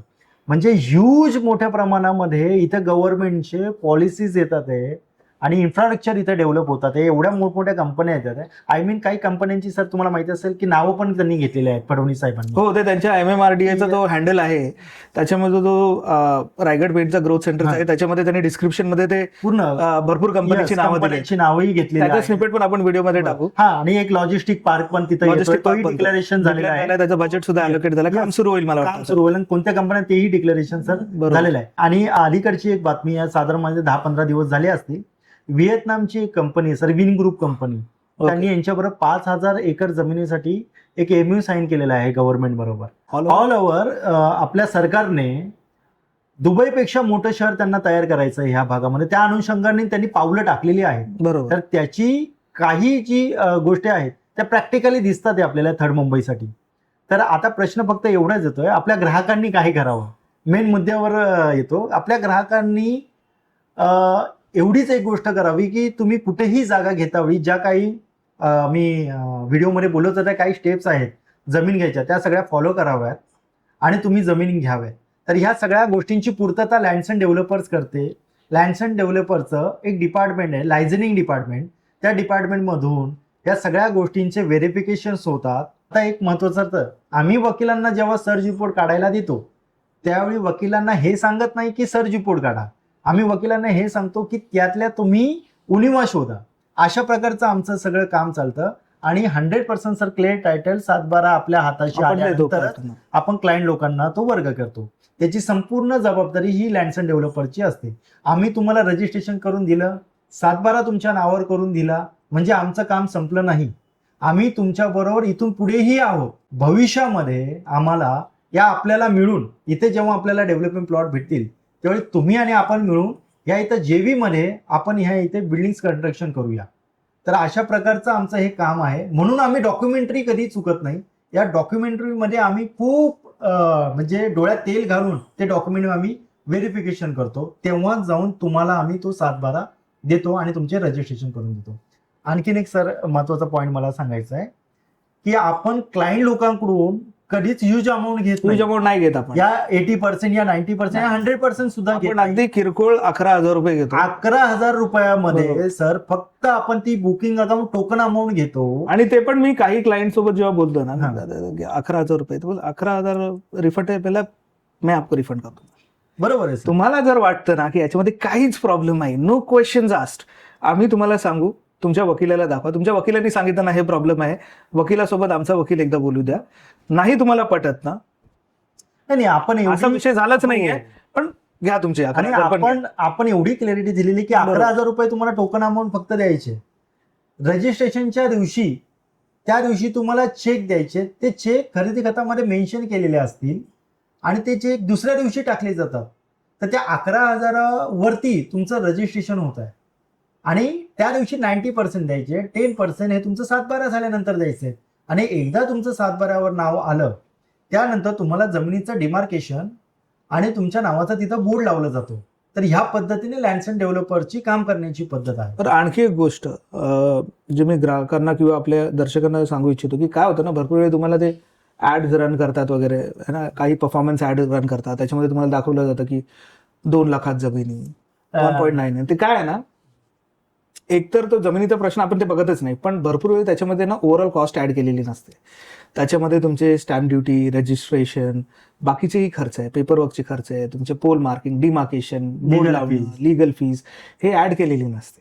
म्हणून तुम्हाला असं वाटतं की हा, मग तिकडे गेल्यानंतर तुम्हाला माहित पडेल काय आहे. एक तर तो प्रकार तुमच्यासोबत घडेल, किंवा मग हे लक्ष द्या की तुम्हाला ती जमीन प्रॉपर मिळते की नाही.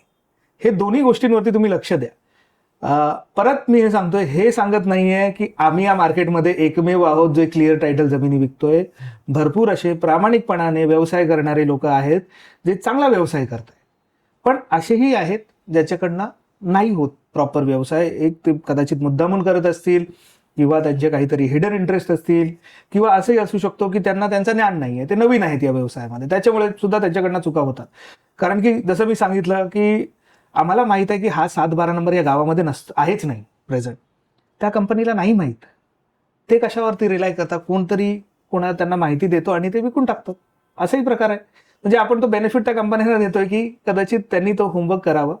आणि राहिला विषय कॉम्पन्सेशनचा, की हा सर्वात मेन मुद्दा आहे. सगळ्यात महत्वाचा मुद्दा सर हाच आहे. खूप कन्फ्युजन आहे, आपण त्याच्यावरच बोलूया. खूप लोकांचं हे म्हणणं आहे की सर नक्की इथला रेशो काय. गव्हर्नमेंटने तर डिक्लेरेशन केलंय 22.5% डेव्हलपमेंट प्लॉट भेटेल तुम्हाला. FSI जो अजून डिक्लेरेशन डिक्लेअर नाही केलेलं, किती असणार आहे ते डिक्लेअर नाही. किती 2.5चा भेटतोय, का 3चा भेटतोय, या 4चा FSI केलं. भेटतोय. माझ्या मते बघा, माझा जेवढा अभ्यास आहे पूर्ण रिजनचा, की यांना 2.5चा डायरेक्ट FSI देत नाही. तुम्हाला एक बेसिक FSI दिला जाईल, त्यानंतर तुम्हाला अँसिलरी आणि प्रीमियम देऊ, तो कदाचित एका वेळी तो 2.5च्या रेंजमध्ये तुम्हाला पोचवेल. बरोबर आहे. ते असू पण तरची गोष्ट आहे, पण रिअलिटी फॅक्ट इथं हाच आहे की गव्हर्नमेंटनी 22.5%चा डेव्हलपमेंट प्लॉट देणार आहेत. त्या नोटिफिकेशन GR आहे. GR वरच आम्ही बोलतोय. 2.5चा 22%चा डेव्हलपमेंट प्लॉट FSI, पण तो कितीचा आहे तो त्यांनी फायनलाइज नाही केलेला आहे. त्याच्यामध्ये ते कॅश कॉम्पन्सेशन पण ते पण किती आहे ते क्लॅरिफाईड नाही. म्हणजे थोडक्यात ह्या GR मध्ये काही गोष्टी अशा आहेत, आम्ही MMRD ला रिक्वेस्ट करतो की त्या गोष्टींची क्लॅरिटी लवकरात लवकर द्यावी, जेणेकरून हे प्रश्न उद्भवणार नाही. आणखीन काही प्रश्न याच्या व्यतिरिक्त काही क्लायंट लोकांचे असे असतात की सर 60-40चा फॉर्म्युला आहे या 50-50चा फॉर्म्युला आहे, नक्की काय याचा फॉर्म्युला. तर आमचं म्हणणं हेच आहे की 50-50चा फॉर्म्युला हा PMRD ने दिलेला होता, पुणे म्युनिसिपल कॉर्पोरेशनने दिलेला होता. त्या बेसवर इथले जे स्थानिक शेतकरी जे आहेत तर त्यांची डिमांड हीच आहे की 50% डेव्हलपमेंट प्लॉट आम्हाला भेटावा, 50% हा तुम्ही घ्या आणि आम्हाला इथे FSI देऊन आम्हाला ह्या इथे नुकसान भरपाई पण द्यावी, अशी काही डिमांड्स आहेत. नाही अशातला भाग नाहीये, आहेत डिमांड. हा, पण माझं असं म्हणणं की ह्याच्या बेसिसवरती तुमच्या आर्थिक नियोजन करू नका. हा, बरोबर. जे अवेलेबल आहे त्याच्या बेसिसवर आम्ही तुम्हाला का सांगतोय की ज्या काही गोष्टी आहेत, आपण हा व्हिडिओ याच्यासाठीच बनवलेला आहे की रिअलिटी फॅक्टचं काय होलंय आणि जनमानसामध्ये थर्ड मुंबई विषयी काय भावना आहेत आणि लँड ऍक्विजिशन वरती काय फॉर्म्युले आहेत, तर त्याच्याविषयीच आपण बोलतो. तिसरी गोष्ट हे की सर नैनाला 40% दिलेत आणि 2.5चा FSI दिलाय. शेतकऱ्यांचं इथलं म्हणणं हेच आहे की यांचं म्हणणं आहे की आमची जी जमीन आहे ती एकदम चांगल्या लोकेशनला आहे, की आमच्या बाजूला भारतातला सगळ्यात मोठा कॉरिडॉर बनलाय, अलिबाग विरार कॉरिडॉर. आमच्या जागेच्या बाजूला भारतातला मोठा सीलिंग आहे, अटल सेतू. आमच्या जागेच्या बाजूला भारतातलं मोठं पोर्ट आहे, त्याला आपण JNPT पोर्ट बोलतो. आणखीन आमच्या जागेच्या बाजूला इंटरनॅशनल एअरपोर्ट आहे, जे आमच्या इथून 5-6 किलोमीटर आहे. तर आमच्या जमिनीला एक चांगला भाव द्या, या आम्हाला चांगला डेव्हलपमेंट प्लॉट देण्यात यावा. तर तो 60-40 भेटेल, 50-50 भेटेल, या 22.5% भेटतात. पण आपण प्रॅक्टिकली आता धरून चालू, जो GR मध्ये आलेला आहे त्यांनी सांगितलंय 22.5%. उद्या त्यांचा फॉर्म्युला समजा 40% होईल या काय होईल तो नंतरचा आहे, पण तुम्ही आत्ताचा जो रेशो धरून तुम्ही चाला आणि याच्यामध्येही खूप सारा तुमचा 22.5% मध्येही चांगला बेनिफिट आहे. तर त्याचे काही गणित आहे, जेव्हा तुम्ही ऑफिसला येईल तेव्हा आम्ही प्रयत्न करू आम्ही तुम्हाला चांगल्या पद्धतीने तो सांगायचा. आणि काही कंपन्या ज्या काय आहेत त्या ऍड करतावेळी हेही बोललं जातं की नंबर ऑफ क्वांटिटीज मध्ये तुम्ही गुंठे घ्या, जेणेकरून मिळणारा डेव्हलपमेंट प्लॉट हा तुमचा मोठा असेल आणि तुम्हाला त्याच्यावरती चांगल्या प्रकारचं कंस्ट्रक्शन या हायराईजच्या तुम्ही बिल्डिंग्स उभ्या करू शकता. हे बरोबर आहे, काही चुकीचं नाही आहे याच्यामध्ये, पण मेन लोकेशन पण मॅटर करतं ना. तुमची जागा कोणत्या लोकेशनला, आता एखाद्या माणसाची विंदनेमध्ये असेल जागा, जे प्राईम लोकेशन आहे, तर मोठी जुईमध्ये असेल, आणि काही लोकांची इथे पेनमध्ये जागा असेल, तर पेणमधली जागा कुठे झाली आणि प्राईम लोकेशनची विंधणी जी नवी मुंबईच्या एअरपोर्टच्या जवळ आहे त्याचं लोकेशन हे कुठे तालमेल सर त्याचा बसत नाही. तर म्हणण्याचा अर्थ असा आहे की तुम्ही कोणत्या लोकेशनला जागा घेताय हे पण तेवढंच आणि तितकंच महत्वाचं आहे. तर सर मला असं वाटतं की ज्या आपण जो आज पॉडकास्ट केला तर खऱ्या पद्धतीने आपण त्या गोष्टीला आपण प्रयत्न लोकांच्या केला की मनातले प्रश्न आहेत जे आहेत ते आपण सॉल्व्ह बरोबर. करण्याचा जो आपल्या अनुभवातून आपण उत्तर देण्याचा प्रयत्न केला आहे. केलेला आहे, प्रामाणिकपणे प्रयत्न केला आहे. आणि काय आहे ना दर्शकांनो की हा एक प्रयास आहे. याचा अर्थ नाही की याच्यानंतर आम्ही पॉडकास्ट करणार नाही. आम्ही पॉडकास्ट करत राहू. तुमच्यापर्यंत एक क्लिअर माहिती पोहोचवण्याचं आमचं काम आहे.